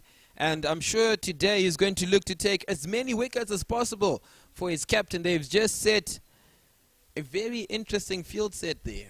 We have sweeper out, cow corner out, long off, long on, deep square leg. It looks like they're going to try and buy the batsman's wicket, Patel. And a very, very strong shot down to cow corner. Jan Freiling there with a brilliant arm. Absolutely. And that brings Kenneth down to the striker's end. Loftus-Eaton is coming down from the academia end. Looks very interesting. A bit of leg cutters there coming in. Very, very good cricket that we're seeing all around. I mean, one big advantage that Nicole will be bringing to this game for Namibia is that he really can turn the ball at great pace. He's known to usually bowl his ball at around 100 kilometers an hour, turning it. Big shot from Kenneth there. Big swing of the bat, straight down to the fielder, stop, no runs. Uganda still sit on 38 for 4. And considering Nicole's height, he's not going to maybe get that much bounce out of the wicket, so it'll be difficult for the batsman to get under the ball. You saw it's quite different from Bernard Scholes. It will be very difficult for the batsman to get under the ball when Nicole Lofty-Eaton bowls. Well, Well, it's a very wonderful afternoon here at Wanderers Cricket Ground. We have Uganda, the Cranes, up against the Namibian Eagles. Dance down the wicket. Goes straight to long on. And the Ugandan Cranes scamper through for 1 run. A lot of aggression there from Kenneth Waiswa. He knows that if he can get a couple of boundaries, a couple of twos there on the scorecard, it can definitely get them past the line. Beautiful cut shot from Patel. Is he going to beat Ben? Ben goes diving. He grabs the ball. He has a lot of energy. Or he has to hit it harder than that, Patel, to get it past Ben. But that is one of my favorite shots to watch, the cut shot. It's beautiful, that square cut. Goes straight down the ground to the field. Unfortunately, doesn't go through to the boundary. Patel runs through for 2 runs, but it's a beautiful sight to see. Definitely, I mean, that is a top-class cricket shot. When you play it and you look good in it, it can definitely get a lot of runs for your team. The score sits on 41 runs for the loss of 4 wickets, chasing 135, 10 overs gone. What is Uganda going to do now? Are they going to accelerate? Or are they going to put their feet on the brakes? Currently, the run rate is 3.16. The asking rate is 8.28. But I think the most important thing is to keep this partnership going for as long as they can and then look to accelerate a little bit later on. I mean, there's just 10 overs left. I think this is a very difficult decision from a batting side of things. I don't know, what would you do at this time? I mean, you have lost 4 wickets. You have Kenneth Kaiso is known to send a lot of balls out of the boundary, out of the pitch. And then you've got Ronak Patel, who can also give big blows for his team. What would you do? I'll tell you just after this delivery. Driven aerially. But it was stopped there by mid-off. Now, what I can tell you is that I think what I would do is basically watch it come on to play the ball on its merits right now. Not look to chase anything too much, but put away the bad ball. When the bad ball comes through, make sure you put it away. I mean, definitely there is 120 deliveries to be bowled in a T20 game. And I'm sure 135 just being a touch above 120, it is very possible for Uganda. And I'm sure with the way they're batting, they seem to have a plan. And if this plan comes off, it's going to be a great sight to the viewers. Absolutely, Nyasha, because the one thing is that you don't want them flashing at everything and then getting a new batsman in there and having to negotiate the current conditions that are there. These 2 batsmen are set. Tangeni from the Katutura end, he bowls that one short. That's incredible stuff from Patel, managing to just get that one down to deep square, getting 1 more run for the Cranes.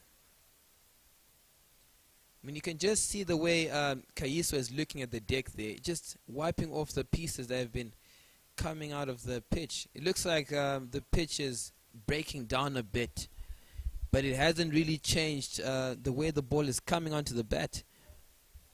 We have one of our best bowlers coming in. He goes round the wicket, left arm seam. Top class fielding from Namibia. They've really shown a lot of discipline, Namibia. They've really shown that they're really up for his game, and they can definitely take this win. Absolutely. Looking at the partnership in the middle there for the Ugandan Cranes, it's a bit of youth as well as experience from Ronak Patel, who's 32 years old, and he has just 1 2020 international match under his belt so far. It's a short ball. It has been spanked down the field. JJ just collects that one. It goes for another single. I'm sure Kenneth, you can see the way he's practicing his shot there. He has to put a bit more power on that. He should be clearing the boundary, considering that is the shorter end, just 60 to 70 meters away. Absolutely. So Ronak Patel started his career, well, at least his international career, pretty late on as the 2020 international that he played on Saturday. Oh, pulled. right onto the field, and he runs through for 1 run. So his 2020 international career just began on Saturday. All sorts of things going down there in the field. And he debuted against us on the 3rd of April, which was on Saturday. He's got a couple of games under List A. And I do believe he does play some cricket in Pakistan. Yeah, I've heard he has played a lot of cricket there, and he's really bringing his talent through to bring these top scores. And if you looked at his fielding, it was quite good. And I'm really impressed that he's really coming forward for Uganda and bringing more competition to the international scene. Absolutely. He scored 35 runs. That was that is his highest score in 2020 internationals, and that he scored on Saturday in the opening game. So he's looking to pretty much do more of the same. He looks to be pretty experienced when he's there at the crease. Big shot. Will he get maximum for it? No, he won't. It just goes down the field, and Mika Dupree is there to collect it. A wonderful arm there from the boundary.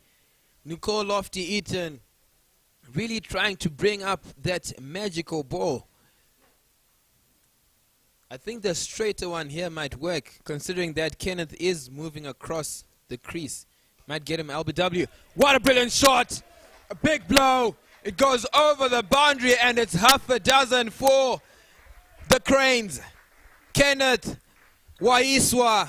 You can see there it has just gone past the cars. He has a lot of power. He has a good bat. Look at him just go down the crease. It's as straight as you like. That is a monstrous hit. Monstrous hit indeed.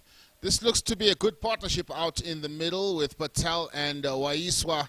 A bit of experience and youth, and Waiswa shows that he's not shy to give the ball a bit of a smack. I mean, definitely looking at his strike rates and all those stats you have read, he has been having a strike rate of over 121 in all the games he has played. Is it List A, is it international cricket, even club cricket back in Uganda? I'm sure this is not a surprise to Patel, who's on the non-strikers end. They know that Kenneth can get the job done, and it looks like he's going after Nicole Lofty-Eaton. Uganda currently sitting on 45 for the loss of 4 wickets, chasing Namibia's score of 135 runs. And it is the 11th over, which is being conducted by Loftus-Eaton. Big shot. He hits it down the ground for just a single. Some brilliant batting being displayed there by Kenneth Waiswa. He knows that if he can get a couple of boundaries, he still has to get off strike. Also give Patel a chance to get big ones. A beautiful flick. Round the corner. Patel just being resilient on the non-striker's end. Just supporting Kenneth Waiswa, who is really taking big chunks of the score out of the Namibians. I do think that the Ugandans would have to pick out a Namibian bowler that they will choose to attack, because that run rate has gone up to 9, and so far... I mean, if you're batting in such a fashion, you can chase 135. The ball goes screaming to the boundary. It is 4 runs. Craig Williams had no chance there, just behind point. What a brilliant show of talent by Kenneth Waiswa. Just looking at the replay there, it is a quality shot to be playing. And looks like Casey is enjoying himself here, seeing a couple of cut shots. Absolutely, that is what I am about. And the worm seems to be slowly creeping up.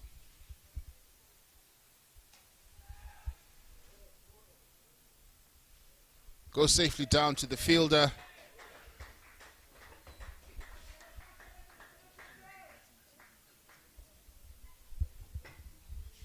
Some brilliant cricket shots there from Uganda. They are really putting a lot of effort in chasing that score. They're sitting on 56 runs for just a loss of 4 wickets. It seems that they are really fighting to be in that driving seat. Namibia is not holding back. And with Kenneth Waiswa on the crease, the tables might turn there, Casey. The tables might turn indeed. This is looking to be quite a decent partnership. We've got Kenneth Waiso on 16 runs off 24 balls, as well as Patel on 16 runs off 18 balls. The current score is 45 for the loss of 4. And they are chasing that target of 135 runs that was posted by Namibia earlier on this morning. You got that right, KC. Kenneth is sitting on 28 runs off 28 deliveries. Just 18 runs for Patel of 20. I'm sure they're just going to correct that score that's coming out on the screen. Some beautiful batting from Uganda, and it looks like we've got Bernard Scholes from the Katitira end. Absolutely, and the captain is ringing in some changes in the field. We see Loftus Eaton, who's going on to the offside.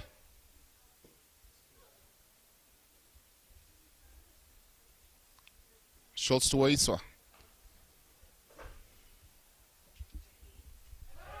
Oh, it just goes past the fielder. That's a brilliant shot from Uganda. You just cannot leave them out of the action. Oh, that is brilliant stuff. Both batsmen are proving to have the class, to have the brilliant shots that Uganda needs to cross over the line. And Kenneth Waiswa, he is really pumping it up for Uganda. Just bit of a dance down the crease, and he smashes it past cow corner.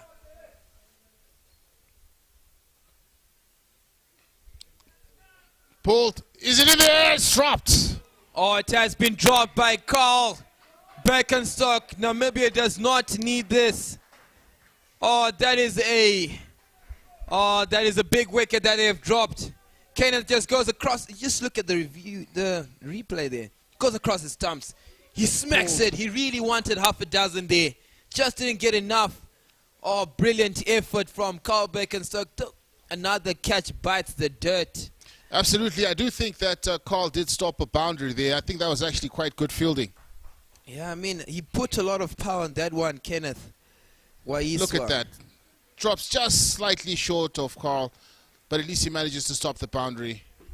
Well, I'm sure, Casey, back in your day, that would have been a marshmallow. You don't want to talk about back in my day. There goes another delivery. Patel on strike. Another single, just knocking it down the crease. Just looking for those ones. Patel's just manipulating the field, which is what Uganda needs at this stage. Looks like we have a bit of a drizzle, but the game won't stop. It might just go down to Duckworth Lewis. Bit of a wet patch coming in there in Pioneers Park. Remember, we are at the Wanderers in Windhoek to all of you who are watching us all across the world. Bernard Scholes burns. He gets hit. Is it going to go over? It's caught. It's a catch. It's caught. It's a catch. The captain of Namibia, Gerard Erasmus, he has got very safe hands. Looks like Uganda was just trying to go past the pass mark score. They might just go down to Duckworth Lewis. It's drizzling a bit here at Wanderers. That was a big blow from Kenneth Waiswa. Just not enough bat on that one. It must have taken a bit of the toe of his CA bat. Oh, that's a big blow for Uganda. It looks like the rain is getting heavier. That was a brilliant take, considering that it had just started raining. The grass can be a bit slippery. Showed very steady hand-eye coordination there to catch that, sending Kenneth Waiswa back to the pavilion and breaking that partnership that was looking to be a bit dangerous. Yeah, it was starting to get out of hand for Namibia. It looks like we have a big fish entering the podium. We have Rizat Ali Shah. We have heard he has played a lot of cricket for big teams. He has just 5 games for Uganda, 163 runs at an average of 54. That's top class, averaging, maybe should I say, a strike rate of 133. What do you think? Absolutely, Nyasha, that is pretty good, but what we do see is the players coming off the field, and I think the umpire has signaled for the covers to come on because this rain seems to be not in passing. So we see the guys, the groundsmen there, getting ready to bring on the covers. Are we just going to wait a bit and see if the rains do get worse? I mean, it never actually does rain in Namibia. Once the cricket starts, it looks like the heavens are opening. Well, you might not, that might be a dangerous statement, because this year there was a lot of rain, some of the most rain we've seen in the country in January through February, and it lasted even into a little bit of March. The dams have never been so full. But looking at the conditions today, I mean, it is the cloud cover is not 100%. So I think this could be a flash in the pan. Yeah, it might just be passing. Well, just looking back, I mean, Uganda at the start of today they really did brilliantly. Looking at their scorecard, they really brought their play to the table and said, look, we can definitely win this game if we field well. We can definitely win this game if we have bowlers like Cosmos who can bring in some life out of the wicket. And he took a couple of wickets. The youngster did brilliantly. But now with the batting, it hasn't really gone Uganda's way.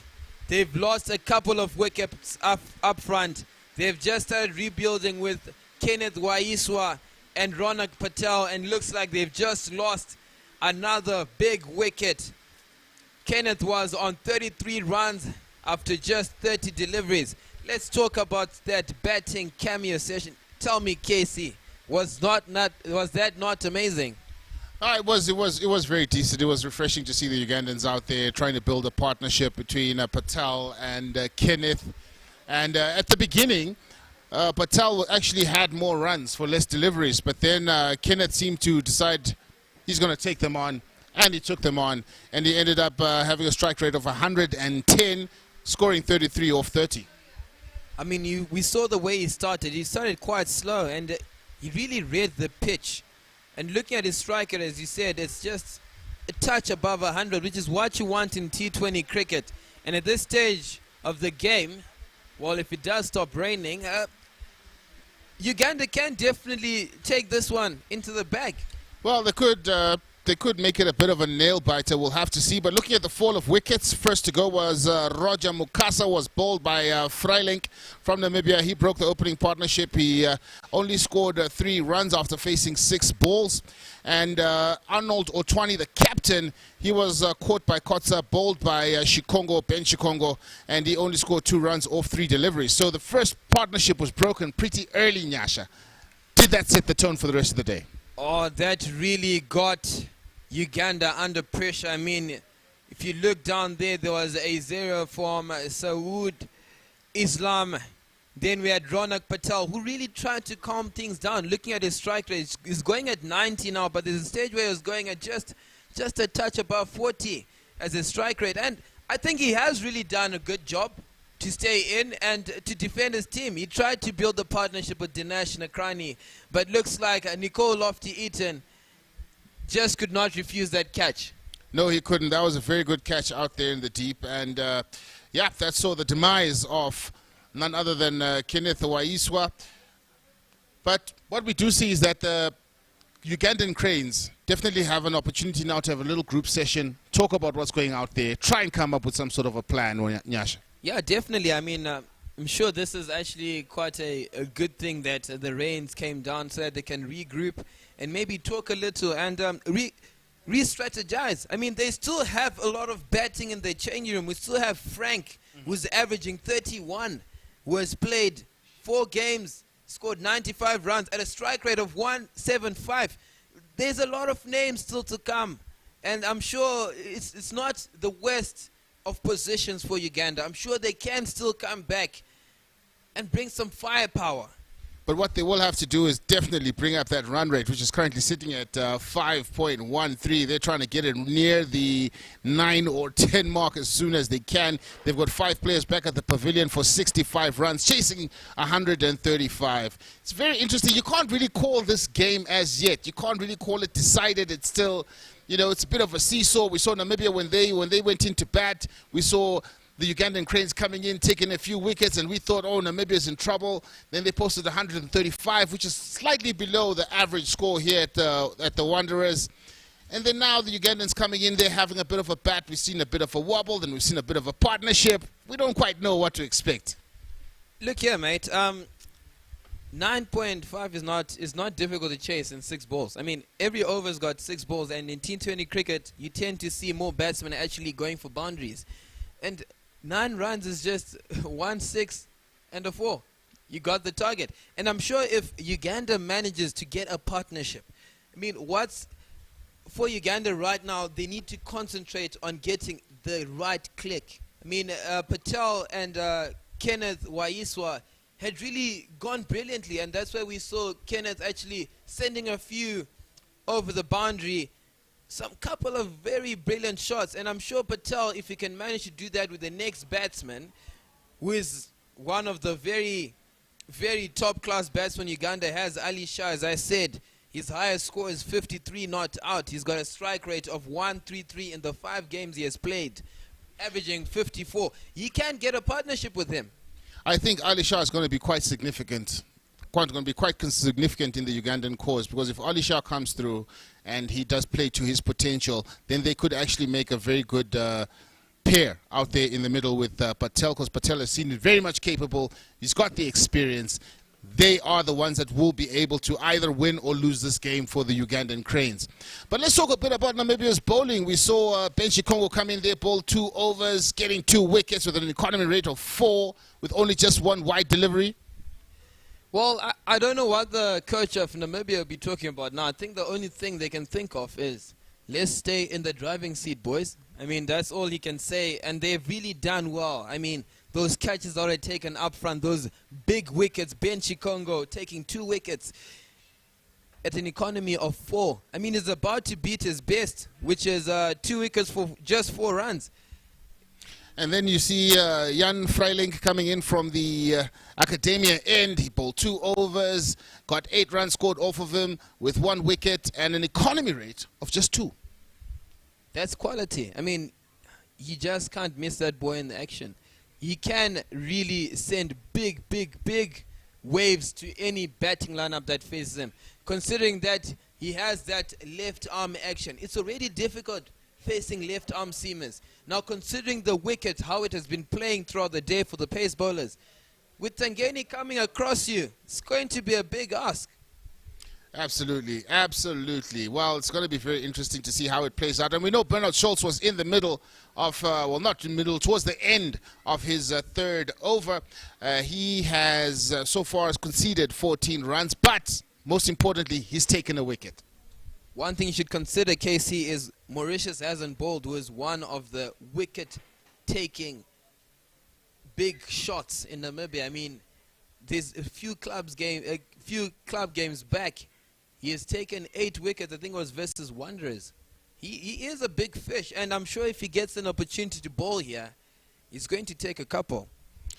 And looking at what unveiled earlier on this morning, in case you are joining us a little late on, well, the toss was done, and Namibia won the toss and elected to bat first. And this is, of course, the Uganda's tour to Namibia for the Castle Lite Series. And Namibia are leading the 3-match series 1-0 so far. So today they want to make sure that they put the series to bed and Namibia wins this game, and then they make sure that they have won the series, because they will play another game in the afternoon. But if they win this one, then it'll be a bit of a dead rubber.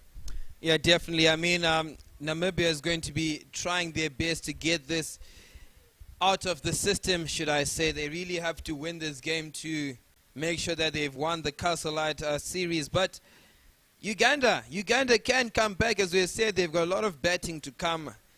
This team has really been known to win last-minute games, and they really have the firepower, should I say. Casey, take me to IPL cricket. It's going to start on the 9th of April. What are we expecting? We're going to expect big things there. We know the Mumbai Indians will be facing the Royal Challengers Bangalore. That's going to be a big one on Friday. And we've got some of your favorite players playing in one of those sides.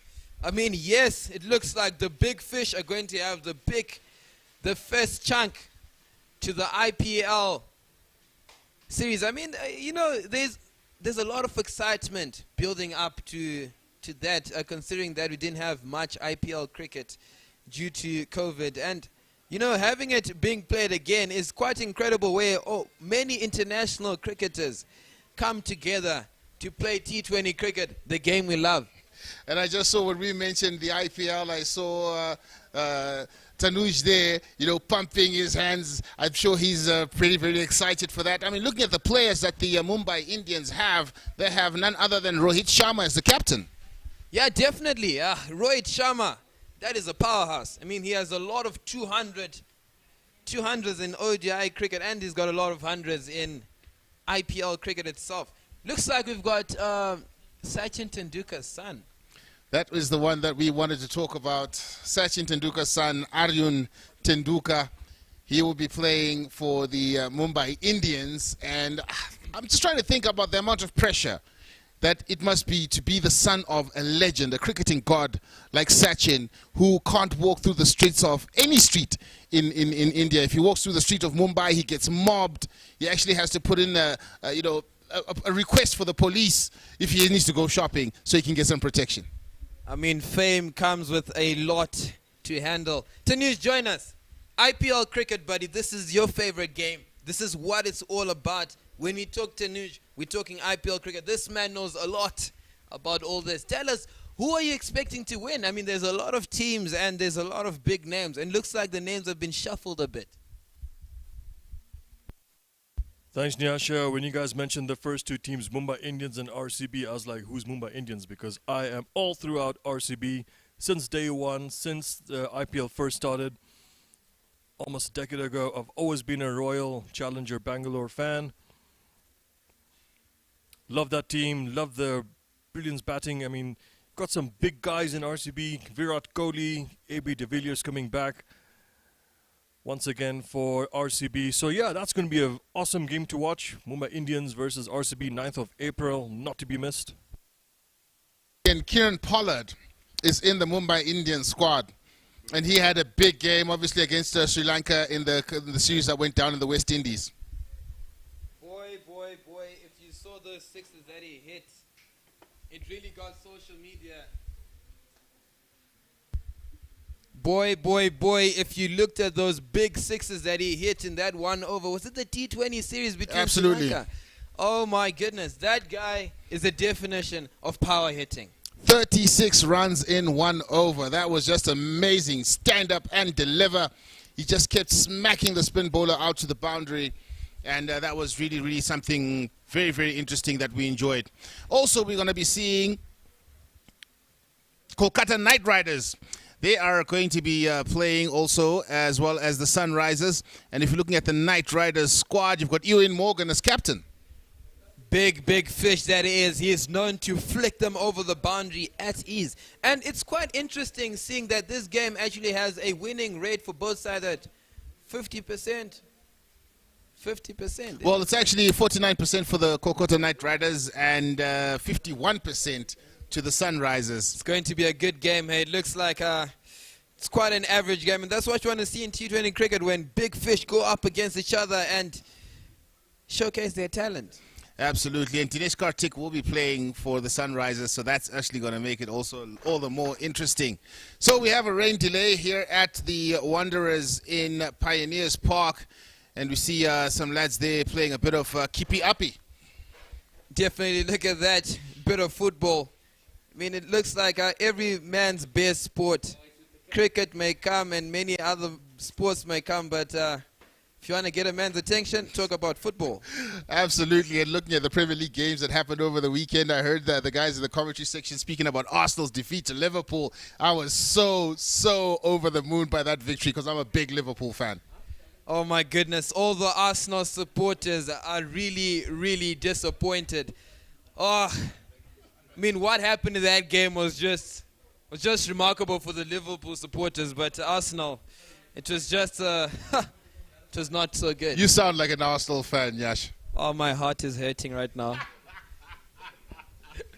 Well, the groundsmen have run onto the field. The covers seem to be going off. The players may be making their way back into the middle. We might actually get a bit of cricket in. Bring back the cricket. Yes, bring it back.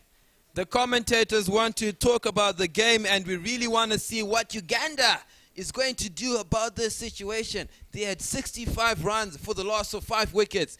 Kenneth Waiswa, who seems to be the pollard of Uganda, has just lost his wicket. But there might be another Pollard making his way to the middle, and I'm talking about Shah. But here's something interesting as well. There's actually a couple of debutants today for the Ugandan team, such as Jonathan Sebanja. We saw him bowling a little bit earlier on. It seemed pretty tight. I think he was part of the opening attack for the Ugandan Cranes. And we also have Saud Islam in his 2020 international debut. And then his 2020 debut is also Said Islam. So it's actually his debut in a 2020 match as well as in an international 2020 Oh, game. that's really incredible stuff. I mean, Jonathan Sabanya, he really brought a lot to the game today. I mean, his left arm seamers were quite incredible. He seemed to know what exactly was needed. It looks like, you know, it's as if he has played a lot of games before. We look there into his history. He has played already 16 club games and has had 15 innings, averaging an outstanding. He's averaging 18.66. His highest score being 34 runs. He's got an outstanding strike rate of 109. It's incredible stuff. Oh, with the rain, it doesn't look like we're going to have cricket today, KC. No, it doesn't look like it at all, because just as soon as the covers went off, the rain increased in intensity, so the covers will come back on. You must be, if you're a groundsman right now, you must be scratching your head. I'm sure they're all grumbling, saying, oh, what are they doing? We just want to do one. Can the rain pick a side? Can the rain pick a side? Well, it's a lot of fitness, and pulling those covers not an easy task at all. Oh, it looks like the gods are just not on the side of cricket right now. It looks like it's pouring at Wanderers cricket ground. The outfield is getting quite wet.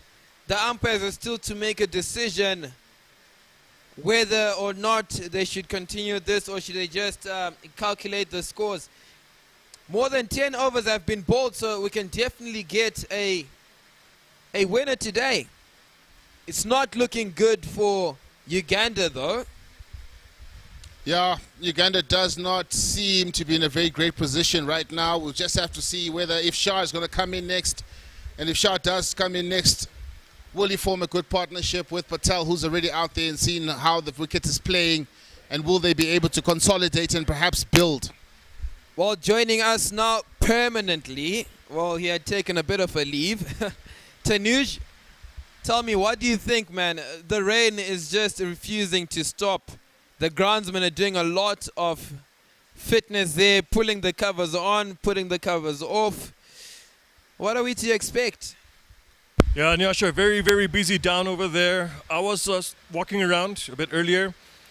The covers were put on. Then it seems like the rain did slow down, and as soon as the groundsman was getting the covers back on, it comes even harder. Oh my boy. But for Uganda, it's not looking so pretty. 65 runs for the loss of 5 wickets, chasing 135. Oh no, it's not the best for Uganda at the moment. Taking us back to the cricket, what do you think about the sport that was played today by the two teams? Well, that's T20 cricket for you. Rain is a bit of a blessing for us, but not for this T20 game today. Namibian Eagles scoring 134 runs. Almost the same total as Uganda made just 2 days ago. Uganda replying back with 65 runs for the loss of 4 wickets. But Kenneth Wisewa standing strong in there, 33 runs off 30 balls. Good support from Ronak Patel, 19 runs off 21 balls. So Uganda do have a bit of work to do. I saw them in their tent having lots of meetings, probably discussing on how to go about this game. 2 solid batsmen still in there. At this time, Namibia is still on the driver's seat, but Uganda can make that comeback. You definitely can say that again. Namibia is firmly in the driver's seat. But just looking back at Namibia's innings, they faced 20 overs there. JP Kotsa, who came up front with Craig Williams. They had a bit of a good start, but they lost quick wickets. JP getting a short delivery from Sabenya, the debutant of Namibia. I mean, he really sent big waves to the Namibian dressing room there, as Craig Williams followed just soon after that.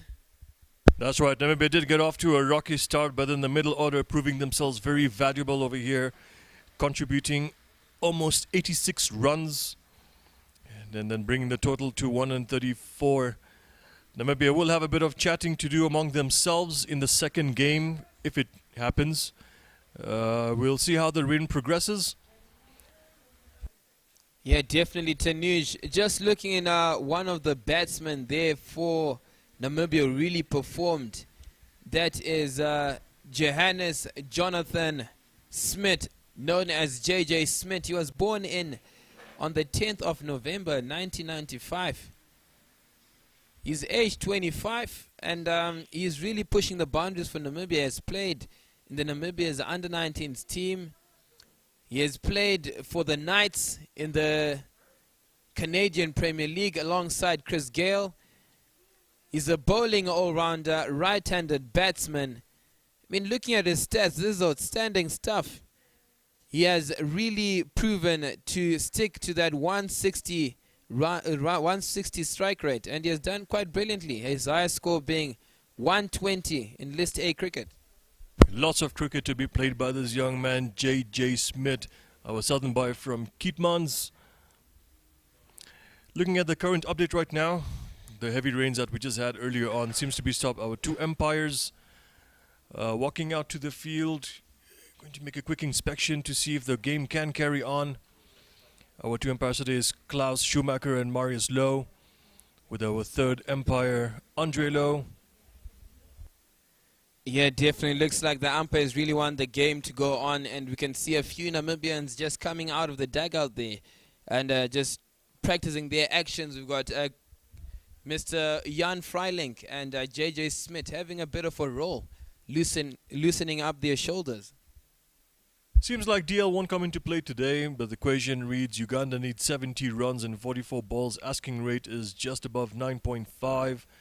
Umpires seem to be a bit confident. The rains have slowed down a little bit. I'm sure the Namibian team wants to get this game done and dusted to take this series up to 2-0. Currently the game, this T20 match, could go both ways. Namibia is still sitting in the driver's seat, a very commendable position. Uganda 65 for the loss of 4, but with the two men out there, Kenneth and Ronak, good partnership going on between them. And I guess all they have to do is just keep playing those good balls for 1 and 2s. Any bad ball comes their way, dispatch it for a boundary. That'll be the game plan for Uganda. What do you think, Nyasha? I think Uganda at this position, they really have to really get up on their feet and really start hitting a couple of boundaries. I mean, they've already lost a couple of wickets. We have Kenneth Kayiswa just lost his wicket when it started raining. And bringing in to bat is Mr. Rizat Ali Shah. We have really seen a lot from the young man. He hit a couple of big sixes on Saturday on their first game here in Namibia versus the Eagles. And there's a lot to expect from the young man. He has played a lot of first-class cricket. As I said, he's averaging 54 runs in T20 cricket at a strike rate of 133, so he is not a small fish at all. And him coming in at this stage of the game will be quite good for Uganda. That's right. Even this little break, thanks to the rain, could be a good break that Uganda were looking for. Lots of team chat going on between them. Bowlers have to stick with their line, keep the discipline. And I think this is where Ali Shah will be looking to capitalize on the bowlers. In case you just tuned into us, thank you for joining us. Welcome to this T20 Lite Series, second T20 match between Uganda and Namibia. Namibia winning the first one on Saturday. And also big welcome to our viewers who are watching live on Cricket Namibia Facebook page, on NBC2, Tv2Namibia, and to the rest of our viewers in Namibia, Uganda, and in India, thanks to Dafabet, and also around the world. Bit of a rain delay. Uganda stopped play at 65 for 4 after 12.3 overs. They've been asked to chase down 135 to win.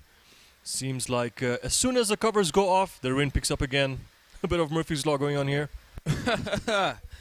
It looks like the Clouds do not want cricket to be played at Wanderers. They just want the game to be done and dusted. But Casey and Natalia having a bit of a laugh there at the balcony. Oh, Rain, Rain, Rain. We love you, Rain, but cricket does not work when you're around. Oh dear, the cover's going back on for the third time in a span of about 25 minutes.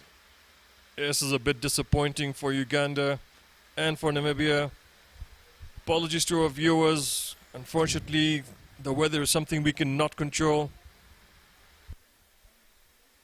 Interesting enough, I mean, the day did start off just a few hours ago with absolutely no clouds, but really amazing how they built up so fast. Lots of rain expected still later today, by later this afternoon. Can Namibia go down that road and wrap up this game?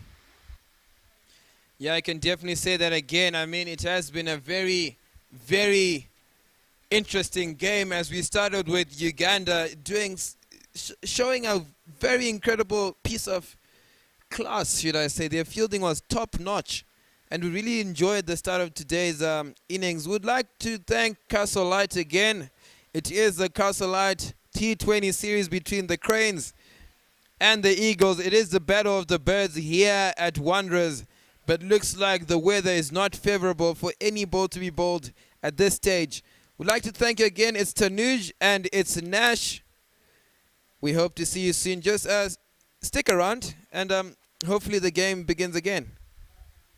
Thank you.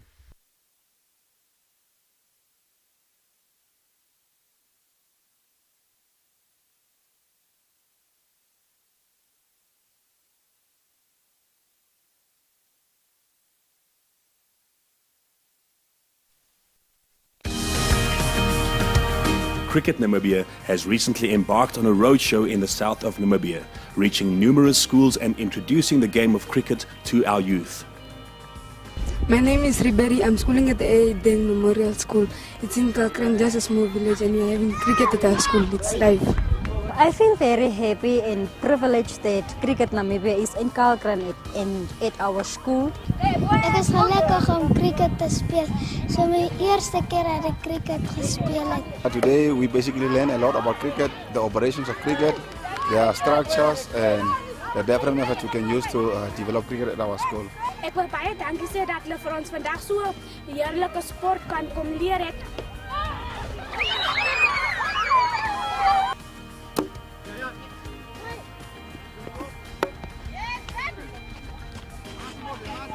Cricket is a very interesting game now that I saw it today. Wat is dat? Wie kan me sê wat dit nou is? Cricket paaltjies.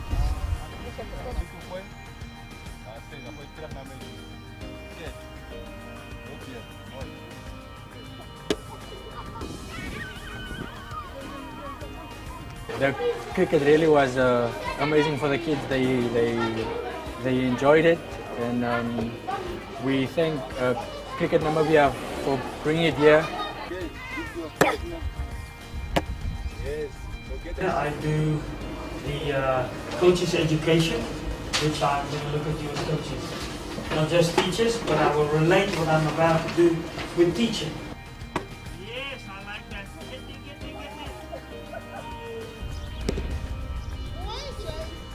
As Cricket Namibia, we are very delighted to have witnessed the joy and excitement the game has sparked in all the towns and schools we reached out to.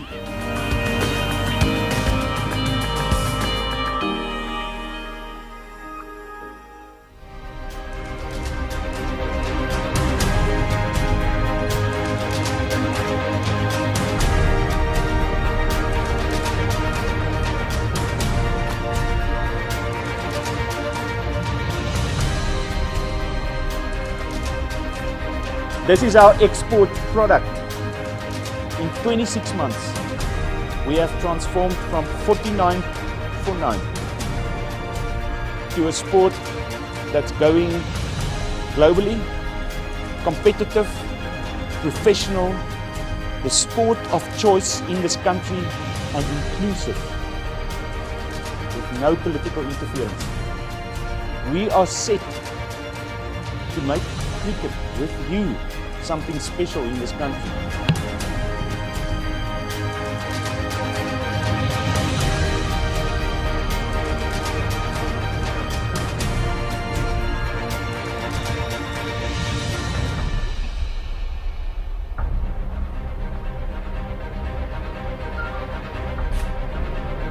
We have an incredible team, a story that has never been told, history in the making.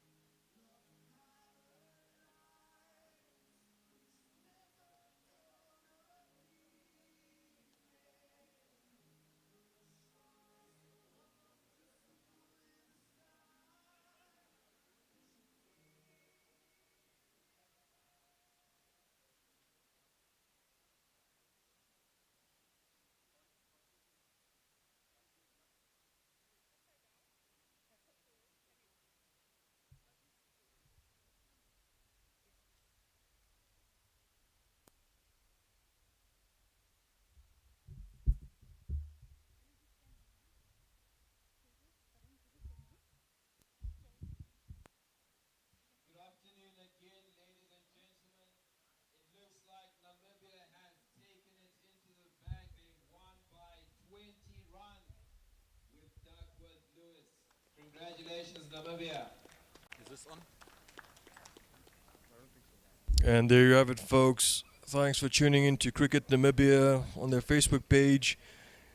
NBC2, TV2 Namibia, our viewers in Uganda, India and around the world. Quite a shame for Uganda.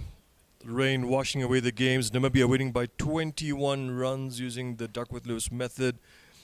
Namibian Eagles posted 134 runs. In reply, Uganda could only get 65 for 4 in only 12.3 overs. A lot to ask from them. And then about 45 minutes ago, the rain came down. Covers went up on the pitch 3 times. Groundsmen now working, getting all the moisture off they can. And as a result, Namibia winning the second T20 by 21 runs and also taking the series 2-0 up. Please do stand by as the field is getting prepared now for the third T20 international between Namibia and Uganda. All right, so we're here out in the middle with the captain of the Namibian Eagles. Well, how was it out there today?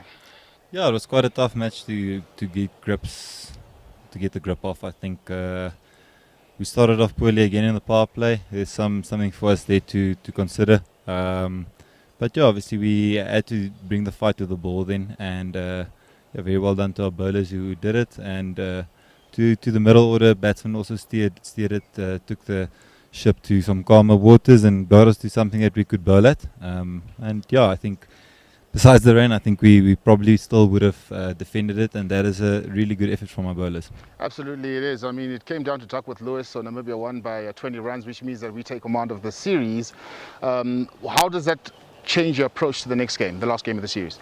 Yeah, I still think the next game obviously is a T20 international. There will be guys looking to put up their hands. We only have a handful of games, and in the World Cup here, I think everyone will be very excited to perform and do their bit. And yeah, I'm sure everyone will be ready for it and play their best game. And I think the Ugandans will come with that same energy they did in the morning. They're a very proud nation and a very proud team, and I think they're only improving every game as well. So we'll be ready for that. Thank you so much. That was the captain of the Namibian Eagles, Gerard Erasmus. And now it's time to award the man of the match to JJ. There you go, Gerard. You can take a look at that. That is yours. And obviously, due to COVID protocols, I mean, we cannot hand it over. But what was your experience out there in the middle? Yeah, we were a little in trouble when I came to the wicket. Just about getting back in there. Talking to Nicole, saying we're still in this and there's enough time. And yeah. Absolutely. Now, I mean, coming in there as a player who's got a bit of more experience and batting with a player who's younger, who just had his debut the other day, did that change the dynamic a little bit? No, I don't think we're allowed to play with freedom. We are giving total freedom to bat, to bowl and to field. It's up to us how we read the game. And yeah, we read it perfectly. Pocky was unfortunate to go out, but yeah, that's how the game goes. Absolutely. Well done and congratulations on your man of the match. Thank you very much. All right. Great. Now we've got the coach of the Eagles.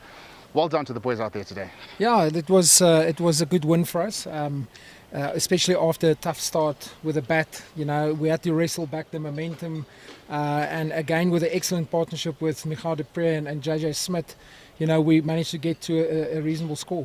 Absolutely. Now, when it came to the preparation for this game before that, did you change anything from the way you prepared in the first game to the second game? No, we didn't. You know, we've got a game plan, we've got strategies in place. It's just important for us in our top order for us to set a strongest foundation. You know, we've been in trouble in 2 games now. So we know now that, you know, we've got very good batters up there. It's just a matter of them clicking together. We're trying a couple of new combinations as well, and yeah, hopefully this next game they can really put a nice foundation together. And how proud of you of your debutants? I'm very proud of them. I mean, a guy like Mitch de Pre came in the previous 2 games, and those cameos that he's played, but very intelligent batting as well under pressure. He's running between the wickets is just next level, and yeah, you know, very proud of him. And you know, this next game, you know, there's going to be 1 or 2 changes and have a look at other players. Absolutely. Well, thank you very much. Thank you. All right. That was the coach, Pierre de Bruyne of the Namibian Eagles. Now we're going to have a chat with the 12th man from the Ugandan Cranes.